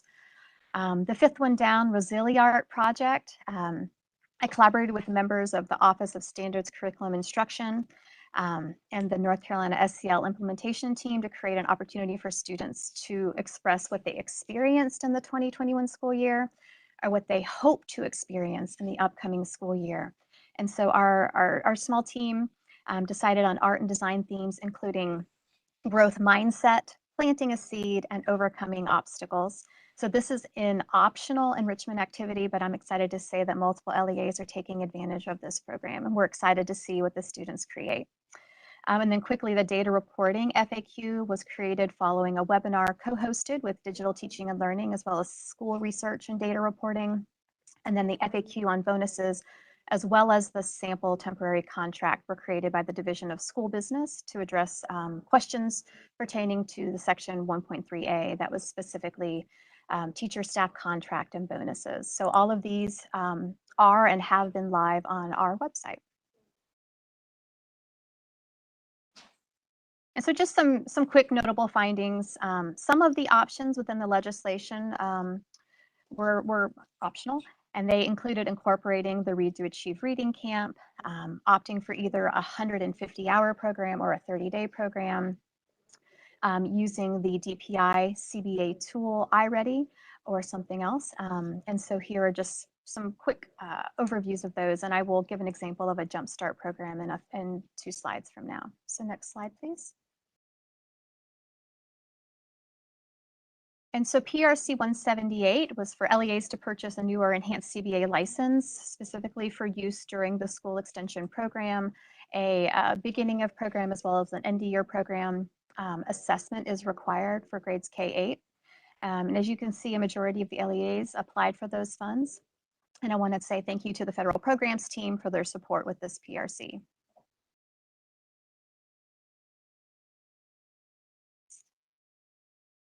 And so in support of the PSUs, like so many other departments and offices within the agency, our office hosted multiple webinars to support a variety of elements within the school extension legislation.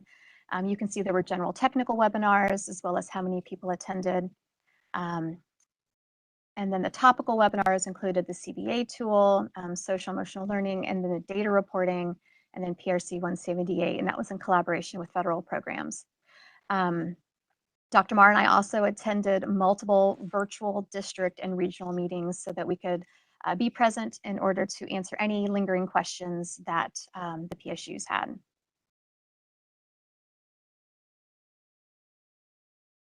And then most excitingly, I will say, as Superintendent Truitt mentioned earlier, the district visits and voices team, as well as Executive Director Dr. Marr and I, have begun visiting districts to experience the school extension programs in person. It's one thing to read them all, but to actually see them in action is very different. And I'm happy to personally report I have seen some great work in action. So I'd like to take my last 90 seconds to provide an update on 2 counties that I was recently able to visit, and that's Surrey and Cherokee. So a team from DPI actually visited Surrey County on June 24th. And Surrey County Schools' strategic plan is focused on designing dreams and growing leaders. And the legislation for the school extension clearly outlined recruiting highly effective teachers for this program. And so Surrey County utilized their summer programming to match student interns or current teaching assistants with veteran teachers in order to provide additional teaching opportunities. And it was so excellent to see that in action. Their district has a long history of providing summer learning opportunities for students. And so you could tell being there that the teachers are really committed to supporting all of their students. And so just some fast facts, Surrey County had over 1,050 students enroll in the K-5 summer program, over 320 students in the grade 6-8 program, and 225 students enrolled in the 9-12 program. They had the opportunity to host their summer camp at all 19 school sites. That included 299 teaching staff over their course of 150 hours. And their program concluded at the end of June. So we're excited to see some of that data reporting coming in. And then the last one, I recently visited Cherokee County schools on June 28th, and I was very impressed with their commitment to SEL integration and academic acceleration. We talk so much about learning loss, but we focus on recovery and acceleration, and they have a focus on the whole child. And so 2 points I want to make are they told me, and I think this is just a great important lesson learned for a rural community, specifically with the school extension, is that if you provide transportation, the students will come. And they had really high enrollment across all grades, and they have had steady attendance. And so back to the Jumpstart. Cherokee County Schools is following a Jumpstart model for its summer program. A lot of these are following a summer camp kind of theme. And so they're following the research that states learning is best fostered through acceleration rather than remediation. And so each of their summer program classrooms focuses instruction on key skills, and they're going to be moving students ahead to the next grade level. So every rising 6th grade student has the opportunity to spend time in their home middle school and get a sneak peek at the 6th grade curriculum. And the rising 9th graders are given the opportunity to spend time at the high school. They have the ability to seek guidance and talk to the school counselors, and they have the opportunity to apply for high school credits. And additionally, Murphy's Elementary SEL Room's school counselor and the SEL lead teacher created a wonderfully creative morning check-in for students. And this was really at the beginning of COVID, but they are continuing it into this academic school year, and they're using it through this dual extension. It's a virtual survey that includes the opportunity for self-expression, meaningful coping skills, and engaging videos that align with the Castle SEL framework. And I could go on forever about that, but it was highly impressive. And so, but given the year our teachers, our staff and students and parents have had, it's been inspirational to see these programs in action. And I feel confident in speaking for the DPI team and saying that we all look forward to visiting additional programs in July, and there's a few, I think, lingering in August. So with that, I'd like to say thank you to the boards for your time, and Dr. Marr and I are open to any questions that you may have for us. Any questions for Ms. Barber? Ms. Barber, thank you so much for this update. The response to the opportunities that were presented for summer school across our state has been really inspirational in terms of the students, the number of students who have chosen the option to attend, and the number of teachers who have given up some of their precious time this summer to in the interest of what's best for our kids. And I think we all look forward to the data that's going to come out of this summer, and I think wonderful things that it's going to show us were happening in the state.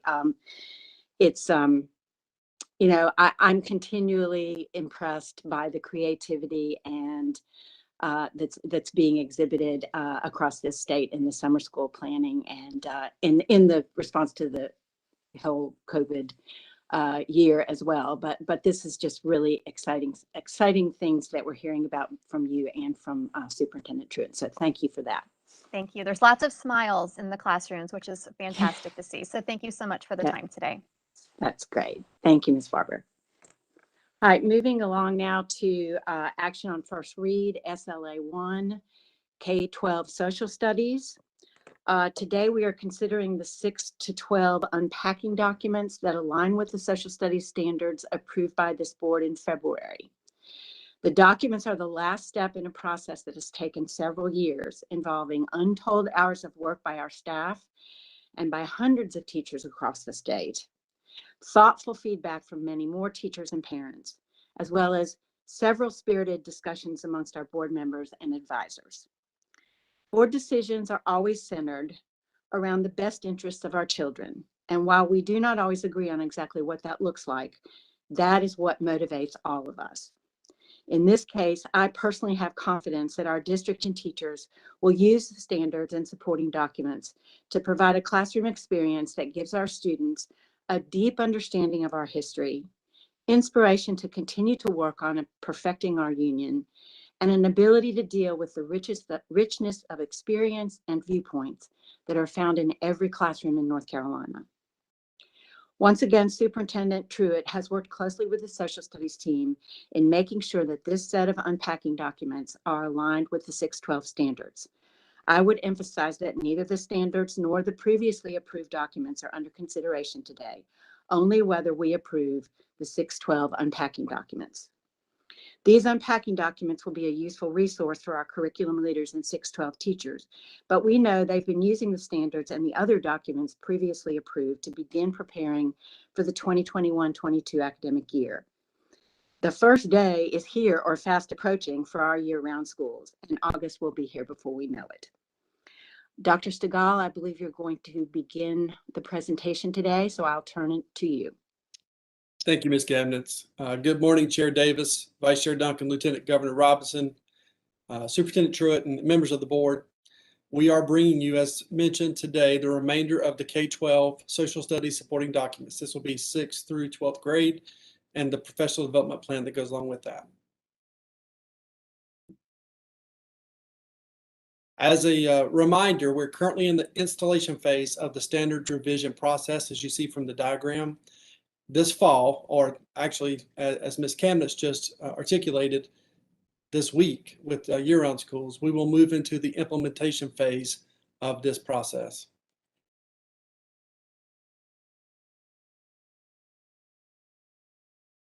To highlight, we had a great amount of stakeholder input in the writing of these documents. This effort was inclusive of teachers, DPI social studies consultants, DPI leadership, which also included our state superintendent, internal DPI staff from not only within the Standards Curriculum Instruction Division, but outside of the Standards Curriculum Instruction Division, and the Teacher of the Year for North Carolina. The teacher partner teams who assisted with these documents have between 6 and 27 years of experience teaching social studies. So we had a vast array of backgrounds and experiences and lots of experience to add to the discussion. At this time, it's my pleasure to turn over to Dr. Lori Carlin, who will walk us through this.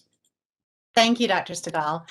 As we discussed in the June meeting, these support documents are created to help districts and teachers as they craft their lesson plans and curriculum. The example topics and example formative assessments are simply suggestions for how the objectives could be addressed. Of course, local districts have complete control over those decisions. And as with the K-5 unpacking documents, all unpacking documents brought before the board today also contain the link to the glossary of instructional terms in the introductory page. Additionally, the time period and focus for each course are also provided.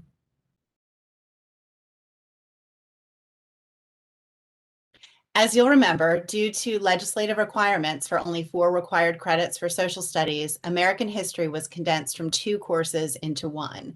The depth and breadth of this course will build upon the sound foundation of American history students have received prior to high school and will complement the Founding Principles course. So I'd like to provide some explanation about how exactly these unpacking documents supplement the standards approved in February. To pull from the American history strand, the history strand of this course, the standard says, understand the reasons for American involvement in conflicts and domestic and foreign impacts. So the specific objective, AHH 1.2, says explain the causes and effects of various international conflicts and wars in terms of political, economic, and social factors. The next 3 columns help guide teachers to understand what mastery looks like, what students should understand, and what they should know. With that information, the examples provide topics that are not only traditional expectations for instruction, but also give teachers new ideas of historical events and topics that otherwise might not be considered. For example, in this objective about international conflicts, teachers will absolutely have to teach about political, economic, and social causes and effects of the Revolutionary War and World War I. We know that teachers will most definitely teach the events with which they are most familiar and comfortable. So by providing a more diverse list of topics like the Filipino-American War, the Panama Canal, etc., teachers begin to build capacity for this course in ways that promote student engagement and a deep understanding of history.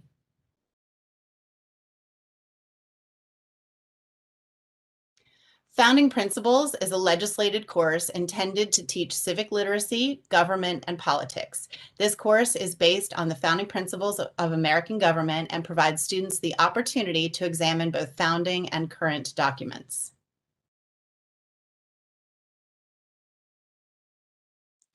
The World History course spans the time frame from 1200 CE to the present day with the goal of helping students make connections from historical events to things that are happening in the world today.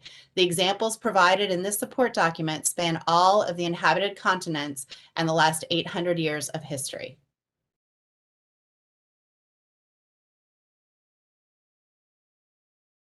We remain very fortunate to have a strong working relationship with the North Carolina Council for Economic Education, the body that is charged with providing professional development for this new course, and they made significant contributions in this EPF unpacking document.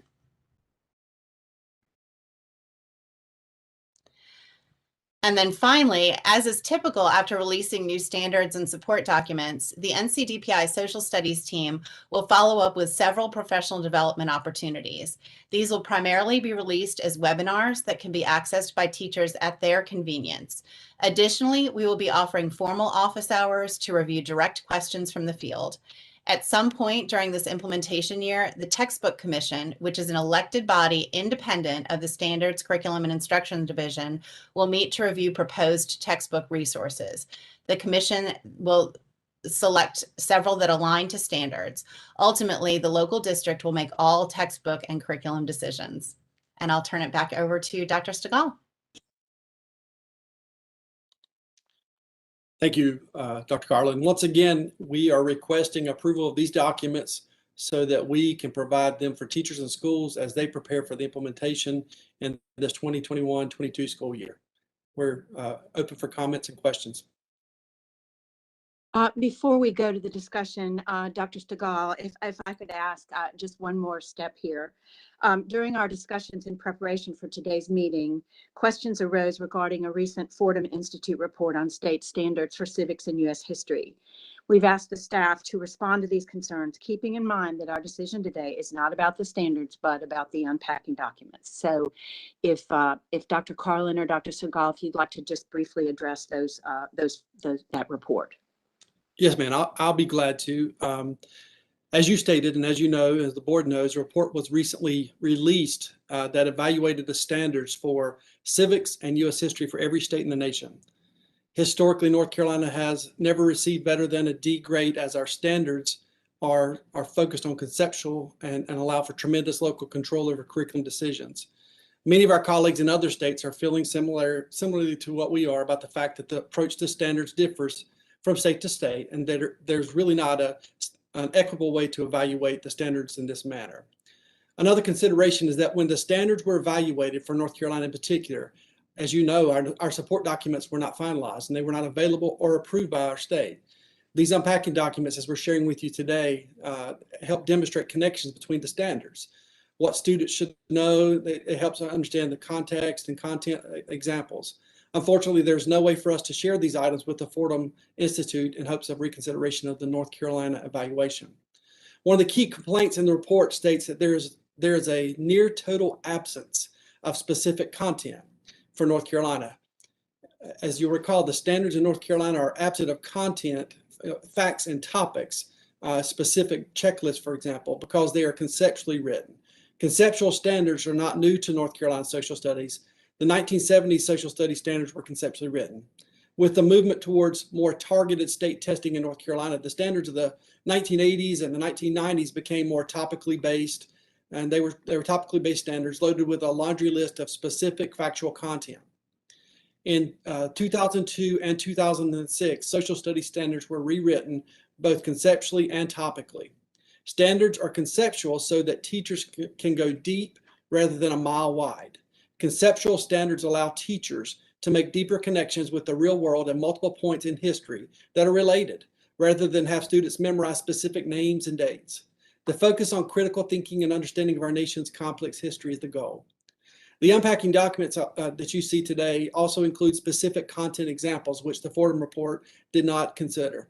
In North Carolina, schools and districts retain this local flexibility to determine the content and the curriculum that meet teacher and student needs. This is part of our state structure. They gave some specific recommendations for North Carolina. One was bolster the high school content, example, by adding discrete standards or objectives on the legislative and executive branches, as well as the rule of law, judicial review, electoral process, and comparative government. All of those were part of our unpacking documents that they did not consider. They gave a recommendation to align the 5th grade civics content with the focus on U.S. history by addressing the Declaration of Independence, the Articles of Confederation, the Constitutional Convention, and the Bill of Rights, among other essential documents.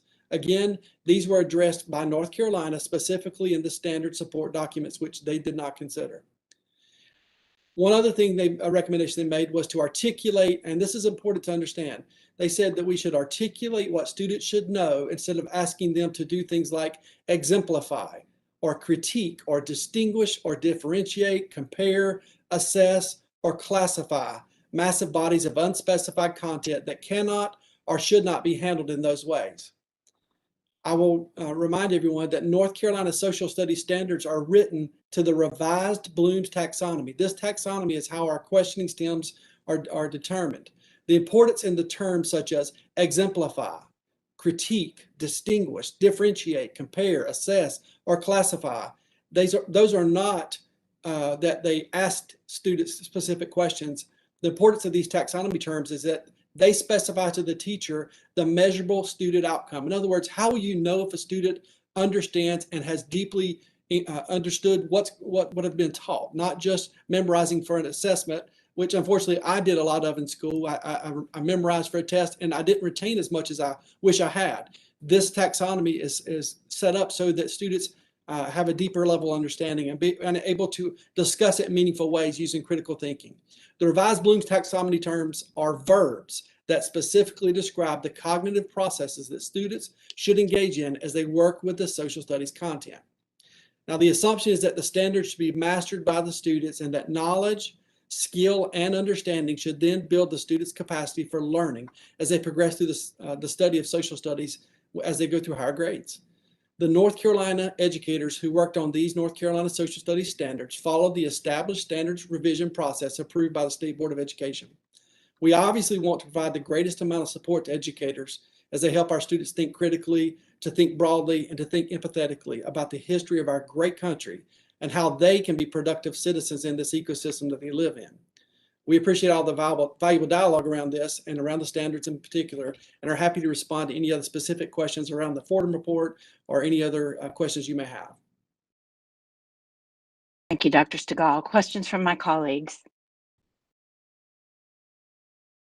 Ms. Camden, this is Olivia. I do have a question, a comment, and also followed up with with at least one, certainly not more than two questions. Of Dr. Stegall. Thank you so much, Dr. Stegall. I certainly appreciate your commentary, your response to the Fordham study. And I can't say this enough, and I don't apologize for going overboard with it. So appreciative for the hard work that you and the other professionals in your division around that work probably daily on standards and supporting documents. So my hat is off and my heart is indebted to all of you that do fine work on behalf of the board and the citizens in our 1.6 million students in North Carolina. With that said, I want to ask a question about the participation or the option to not participate in the Fordham study. You said earlier in your comments that we always we come out looking poorly on that assessment, which I find troubling. I think we were D- in civics and F in history and an overall inadequate. Does the department have the option not to participate in this study? If we know that we're going to come out with two black eyes, why are we participating if there is no opt-out, if they can capture our material online and go forward without permission? Can we not do some kind of disclaimer, explain that the approach that we take in standards development and then the work that we place it out into the district through these unpacking, that our approach is pedagogically, philosophically, technically different? So it's a wonderful question. This is the Fordham Institute study. We don't get to decide if we want to be a part of it. We can't opt out. They don't ask for supporting documents, or even we don't get to preview to supply a rebuttal. I want to give a quick analogy of how this might, some states score highly year after year, and 20 or so states, including North Carolina, seem to score low every time. And it has to do, again, with the approach. I will give an analogy. I played basketball when I was coming up through school. And if you measured the students or the athletes that could jump high and gave them a grade, and athletes that could run fast and give them a grade, and athletes that could dribble well and give them a grade. Some athletes would go through their scores will be through the roof. It doesn't necessarily mean they're great basketball players or understand the complexity of playing the game of basketball. In North Carolina, we don't teach jump high, dribble fast, and run fast. We teach how to incorporate all this in a team environment and what it means when you incorporate your skills with other people's skills to accomplish a long-term goal. In North Carolina, our standards are written in a way for deeper level understanding, to understand what happened 200 years, 100 years ago, and even recently, how they may be connected, and how what's happened in multiple points in history or in multiple ways throughout our history have impacted the way our government is structured, the way people have moved and matriculated across the country, the way our economy has been so successful over periods of time. The deeper level understanding is what helps them become part of a team, and that's what our focus is. We're not being graded on our team approach. We're being graded on our individual skills. Did we teach a specific task? And it's just a philosophical approach to how they've evaluated North Carolina. I don't want to sound defensive, because we want to be as comprehensive and supportive to students as possible. It's just a philosophical difference on how they evaluate, and we don't have the opportunity to opt out or to give a rebuttal or to provide support documents or to say, hey, you didn't have all of our standards as they are in the entirety when we have the unpacking documents. That was and from my understanding, when this was released in previous years before I was at the department did reach out to the Fordham Institute and provided supporting documents in hopes of having that considered, and never received a response after multiple times asking for consideration. Thank you very much. Dr. Oxendine, if I could just sort of refocus us here. I know we've gotten a little off track here, and it was important to hear the information that Dr. Stegall just shared with us, but let's try and focus back on the 612 unpacking document, since that is a decision that is ahead of us today.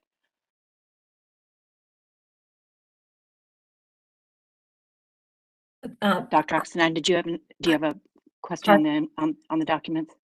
I don't have a question specifically on the documents. I do have another question, but I'll find another time to phase that in. And it really is directly connected to the Fordham report and Dr. Stegall, but I'll wait for another opportunity to raise another point.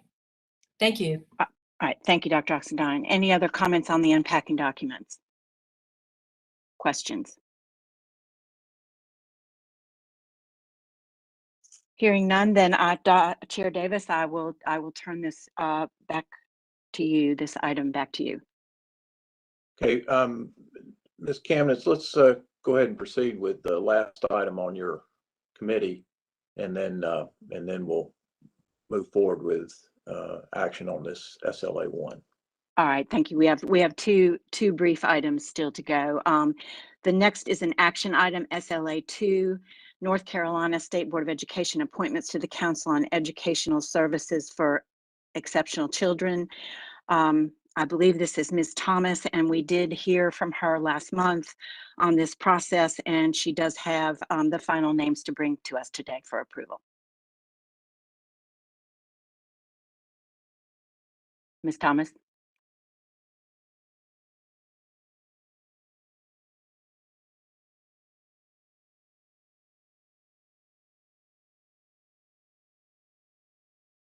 Ms. Thomas, if you're speaking, you're muted.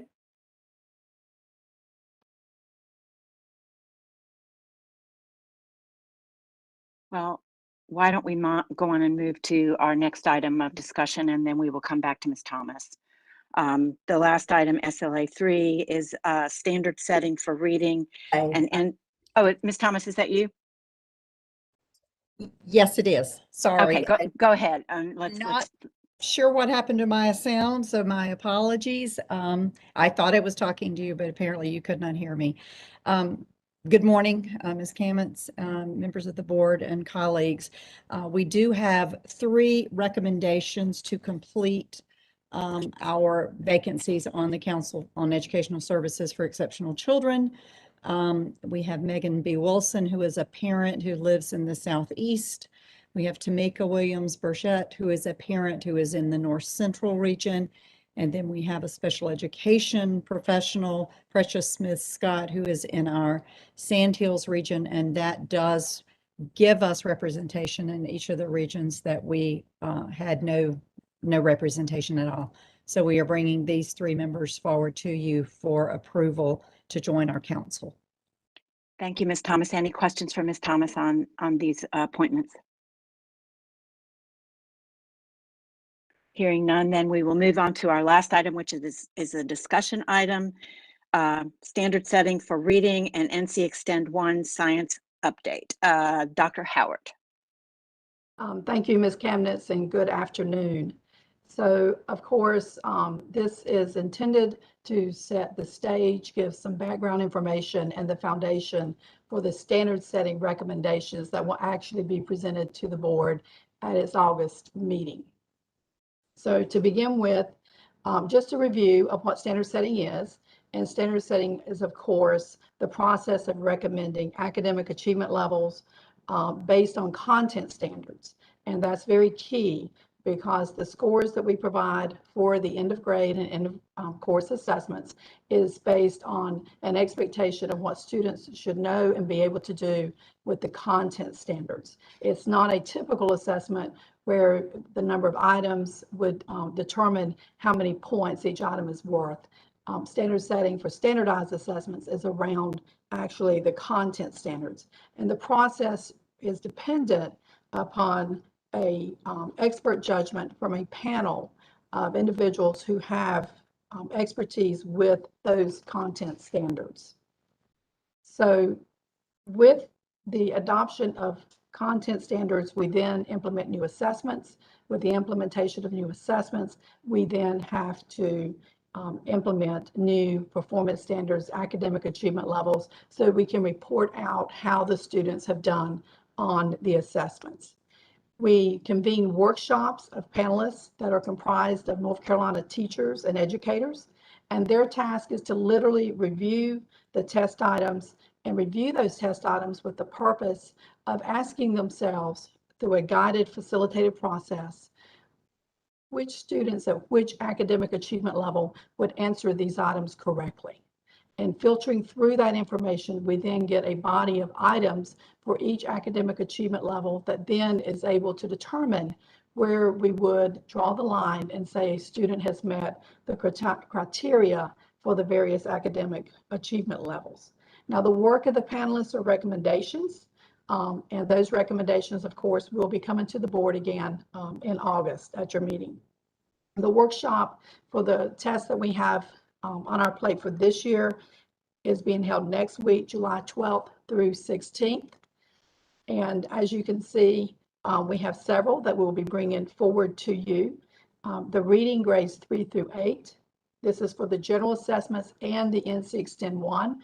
As a reminder, these content standards were adopted in 2017. The new tests were administered this school year, 2020-21. They were delayed by 1 year due to COVID. The same is true with the English 2 NC Extend 1. And of course, those assessments are for the population of students who are seriously cognitively disabled. Again, that was a new test for this year, and it was delayed due to COVID. Now, the general English 2 assessment, you may remember adopting those academic achievement levels last August, and we were able to do that because we had administered the English 2 assessments in fall of 2019. You also see on this list the Science NC Extend 1 for grades 5, 8, and biology. There are not new content standards for these assessments. However, whenever we developed the new assessments for mathematics, we revised the presentation, if you will, the design of the NC Extend 1 assessments. So to keep the science assessments in alignment with the delivery and the design with the math and the reading, we went ahead and made adjustments to the science. No change to the content standards, but change to the design. And then we also are revisiting the standard setting because you'll recall, of course, that we have gone to a nomenclature of 4 academic achievement levels instead of 5. And what this work will do, it will bring those assessments in line.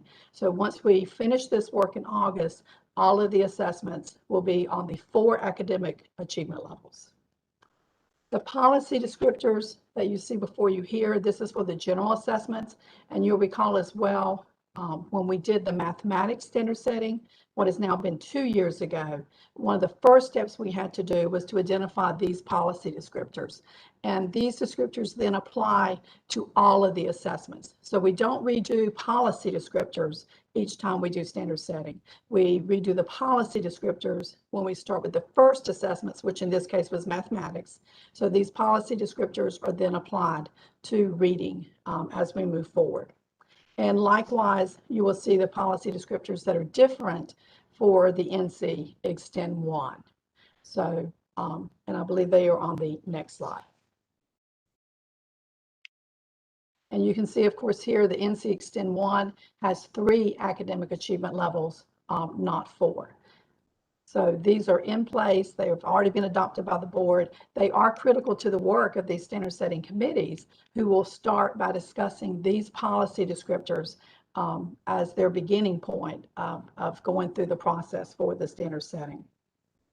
So one of the questions that we realize may be asked is, how can we conduct standard setting this summer, given what we know has happened in the past year with COVID, particularly with instruction and with the administration of these assessments? So there's a few things that we'd like to remind all of us about, particularly with respect to reading. And we'll say up front that it's a different situation with reading than it would have been if it had been mathematics this year. The English language arts reading content standards, they're typically consistent across editions. So we don't have huge shifts or swings in what standard is taught at a particular grade level like we do sometimes with mathematics. The content standards for reading, they're spiraled within the school year, and the change from one year to the next is mostly the complexity of the text. Again, that gives consistency. The most important aspect, though, is that the test items that are populating the operational assessments that were administered in spring of 2021, those test items were administered in 2019. So the item parameters that we have available to do this work are actually from 2019, which was not a year that was impacted by COVID. So after much discussion and making sure that we felt comfortable proceeding, that was one of the key points to make sure that we could.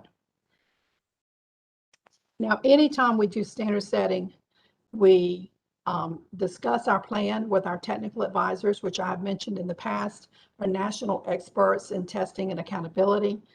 We also consult with our psychometric team at UNC Greensboro, and we also consult with the contracted vendor, which is Data Recognition Corporation, and they, of course, have had much experience in standard setting.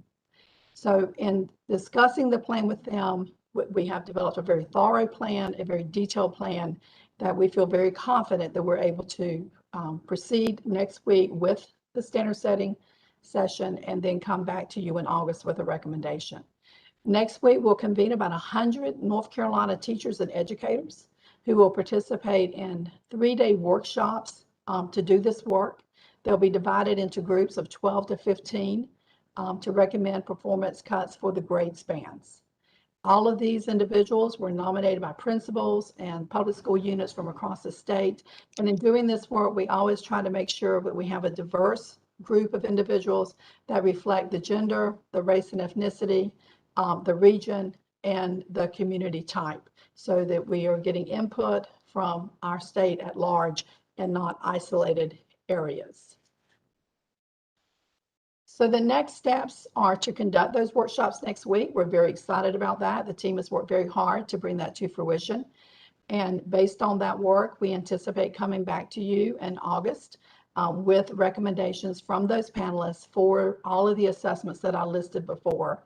Once that is adopted by the board, if that is what happens, then we will release the individual student reports to the public school units in August so that parents can be informed on how their students performed on these tests.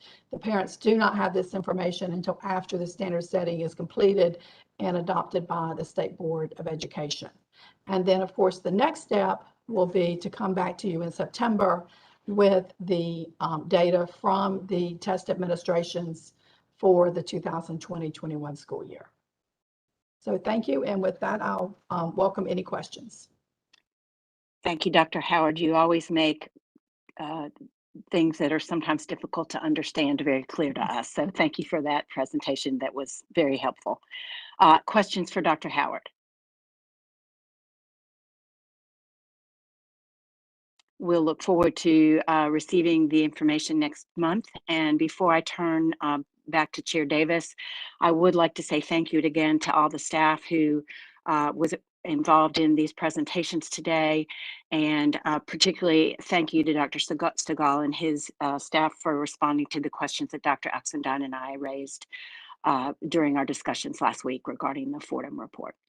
And with that, Chair Davis, I will turn it back to you. Thank you, Ms. Kamnitz. Considering that we will conduct a separate vote on SLA 1, the grade 6 through 12 unpacking documents, we'll move forward with that action item at this time. The motion from SLA is to approve the 6-12 unpacking documents as presented. Prior to voting, is there any discussion on that motion?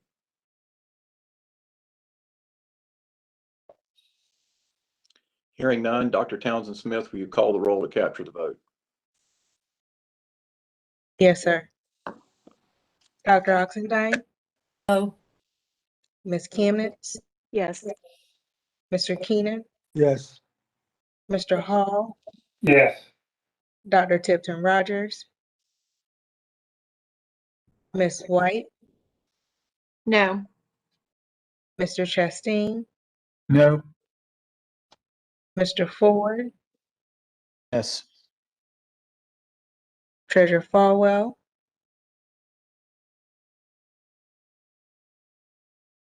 Lieutenant Governor Robinson? No. Vice Chair Duncan? Yes. Chair Davis? Yes. So the motion carries 6-4.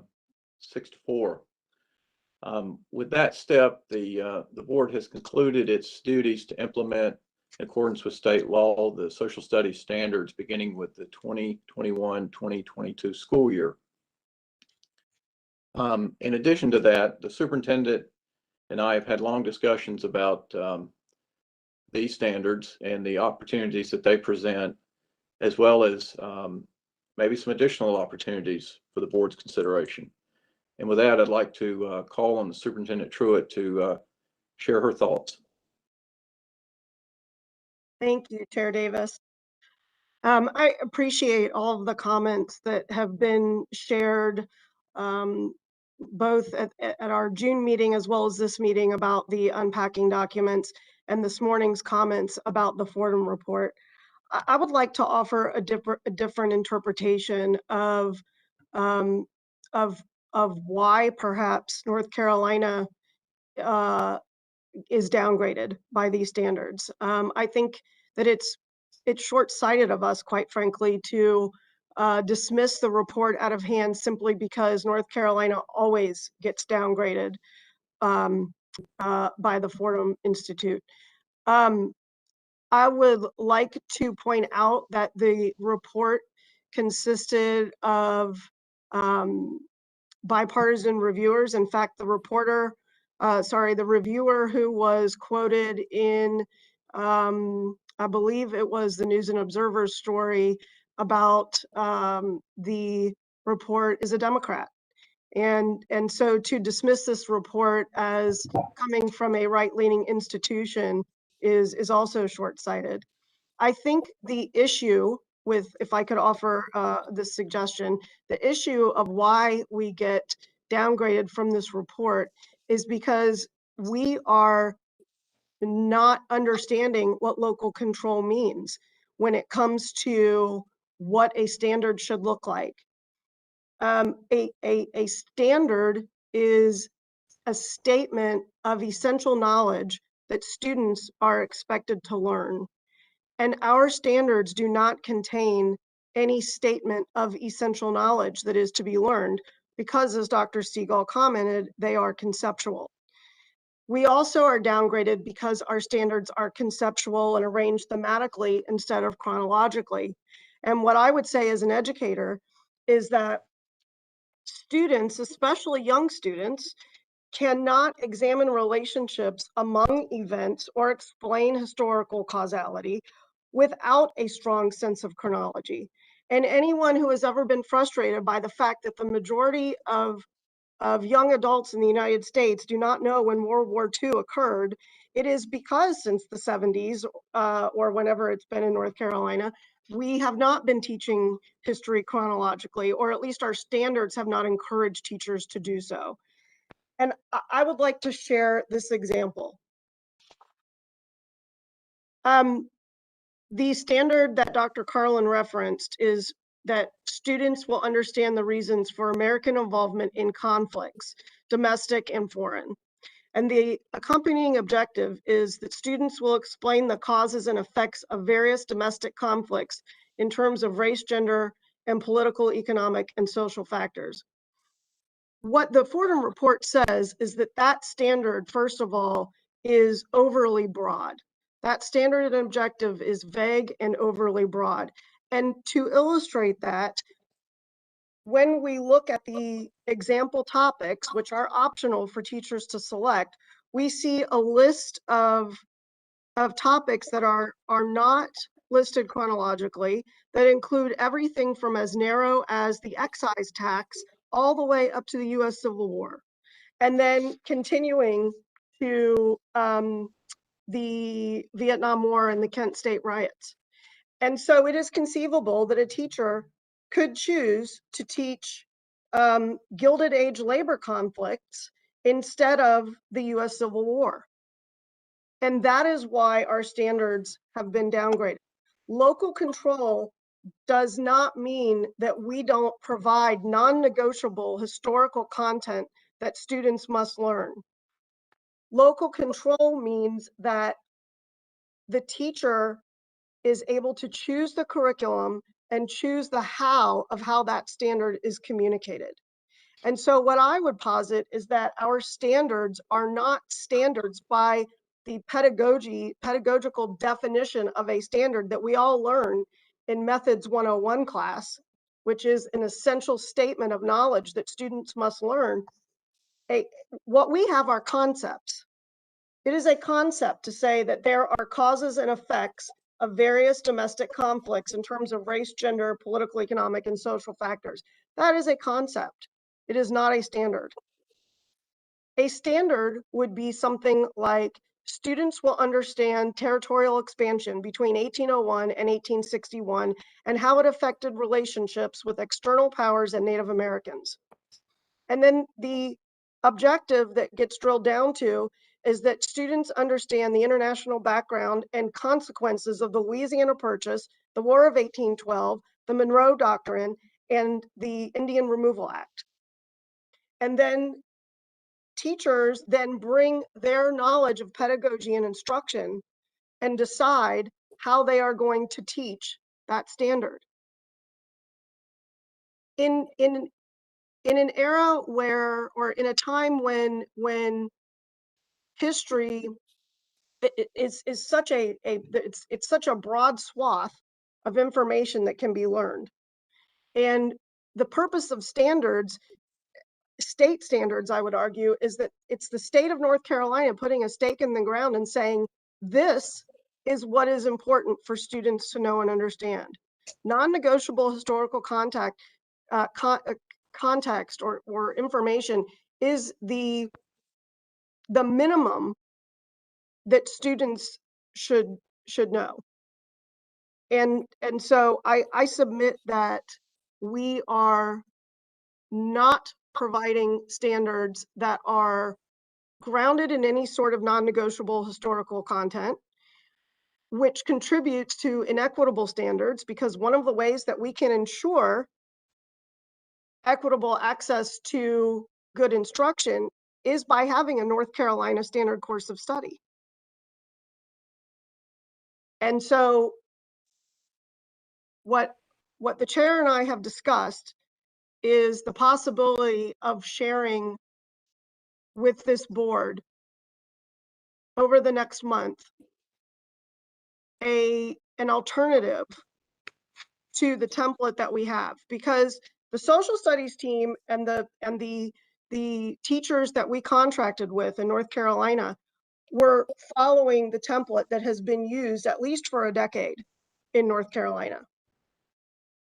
And what I am positing is that the template is flawed, and that a better template that provides a better framework will be better for teachers and therefore for students. And so I plan to share information with the board over the next month for them to consider. And then in August, I will be requesting that the board look at a different template. And I will stop there. Thank you, Mr. Chair. Thank you, Superintendent. I'll add that since February of this year, when the state board approved the social studies standards that go into effect with the 2021-22 school year, standards developed by our staff and North Carolina teachers, and standards that included some revisions by the superintendent, we have become aware of some new templates, as the superintendent refers to. In particular, a roadmap, if you will, for educating our students about our American democracy. That roadmap may offer the potential to enhance the approved standards, and whether this potential merits further work is subject to the board's judgment and approval. And so we'll consider this potential and the proposal that the superintendent is presenting within our determination that these standards continue to include the experiences of Americans across all our similarity differences, as well as our pledge to equity and the whole child as expressed in our strategic plan. And so we look forward to receiving the superintendent's proposal, which I'll refer to the SLA committee to be consistent with how we brought similar items to the board concerning these standards, and clarify that the standards that we have approved go into effect for the 2021-2022 academic year. So that concludes. Yes. Treasurer Falwell, if allowed, I'd like to be recorded as voting no. I was trying to unmute when they called my name, but it didn't work. Yes, we will capture your vote as no. Thank you. So I'm sure we will have more spirited discussions on this matter in the future. At this time, we'll move forward with our agenda, and I'll ask for a motion to go into closed session. And note for the audience and online listeners that following closed session, we'll return to open session and our business for the July 8th, 2021 State Board of Education meeting. Those individuals not participating in closed session, please exit the line when we go into closed session. Vice Chairman Duncan. Mr. Chair, I move that we go into closed session pursuant to North Carolina General Statute Section 143-318.11 A 1, 3, and 6 to prevent the disclosure. Go ahead. To prevent the disclosure of information that is privileged or confidential pursuant to North Carolina General Statute Sections 115C-319 and -321, and to consult with our attorneys in order to preserve the attorney-client privilege between the attorney and the public body, including specifically to consider the case of McNerlin versus the State Board of Education, and to consider the qualifications, competence, performance, or condition of appointment of public officers or employees or prospective public officers or employees. Motion by Vice Chair Duncan. Is there a second? Second, Treasurer Falwell. Second by the Treasurer. Dr. Townsend Smith. Yes, sir. Dr. Oxendine, Yes. Ms. Kamnitz, Yes, my apologies. My screen just, are we voting to go into closed session? I'm sorry if my screen, I couldn't hear what happened in the last 10 minutes. yes, ma'am. Okay, yes. Thank you. Mr. Keenan, Yes. Mr. Hall, Yes. Dr. Tipton Rogers, Ms. White, Yes. Mr. Chastain, Yes. Mr. Ford, Yes. Treasurer Falwell, Yes. Lieutenant Governor, Yes. Vice Chair Duncan, Yes. Chair Davis. Yes. Motion carries. We'll move into closed session. It's now 11:45. Let's take a 15-minute break and reconvene at noon for closed session. All right, we are on break until closed session at noon. Yes, sir.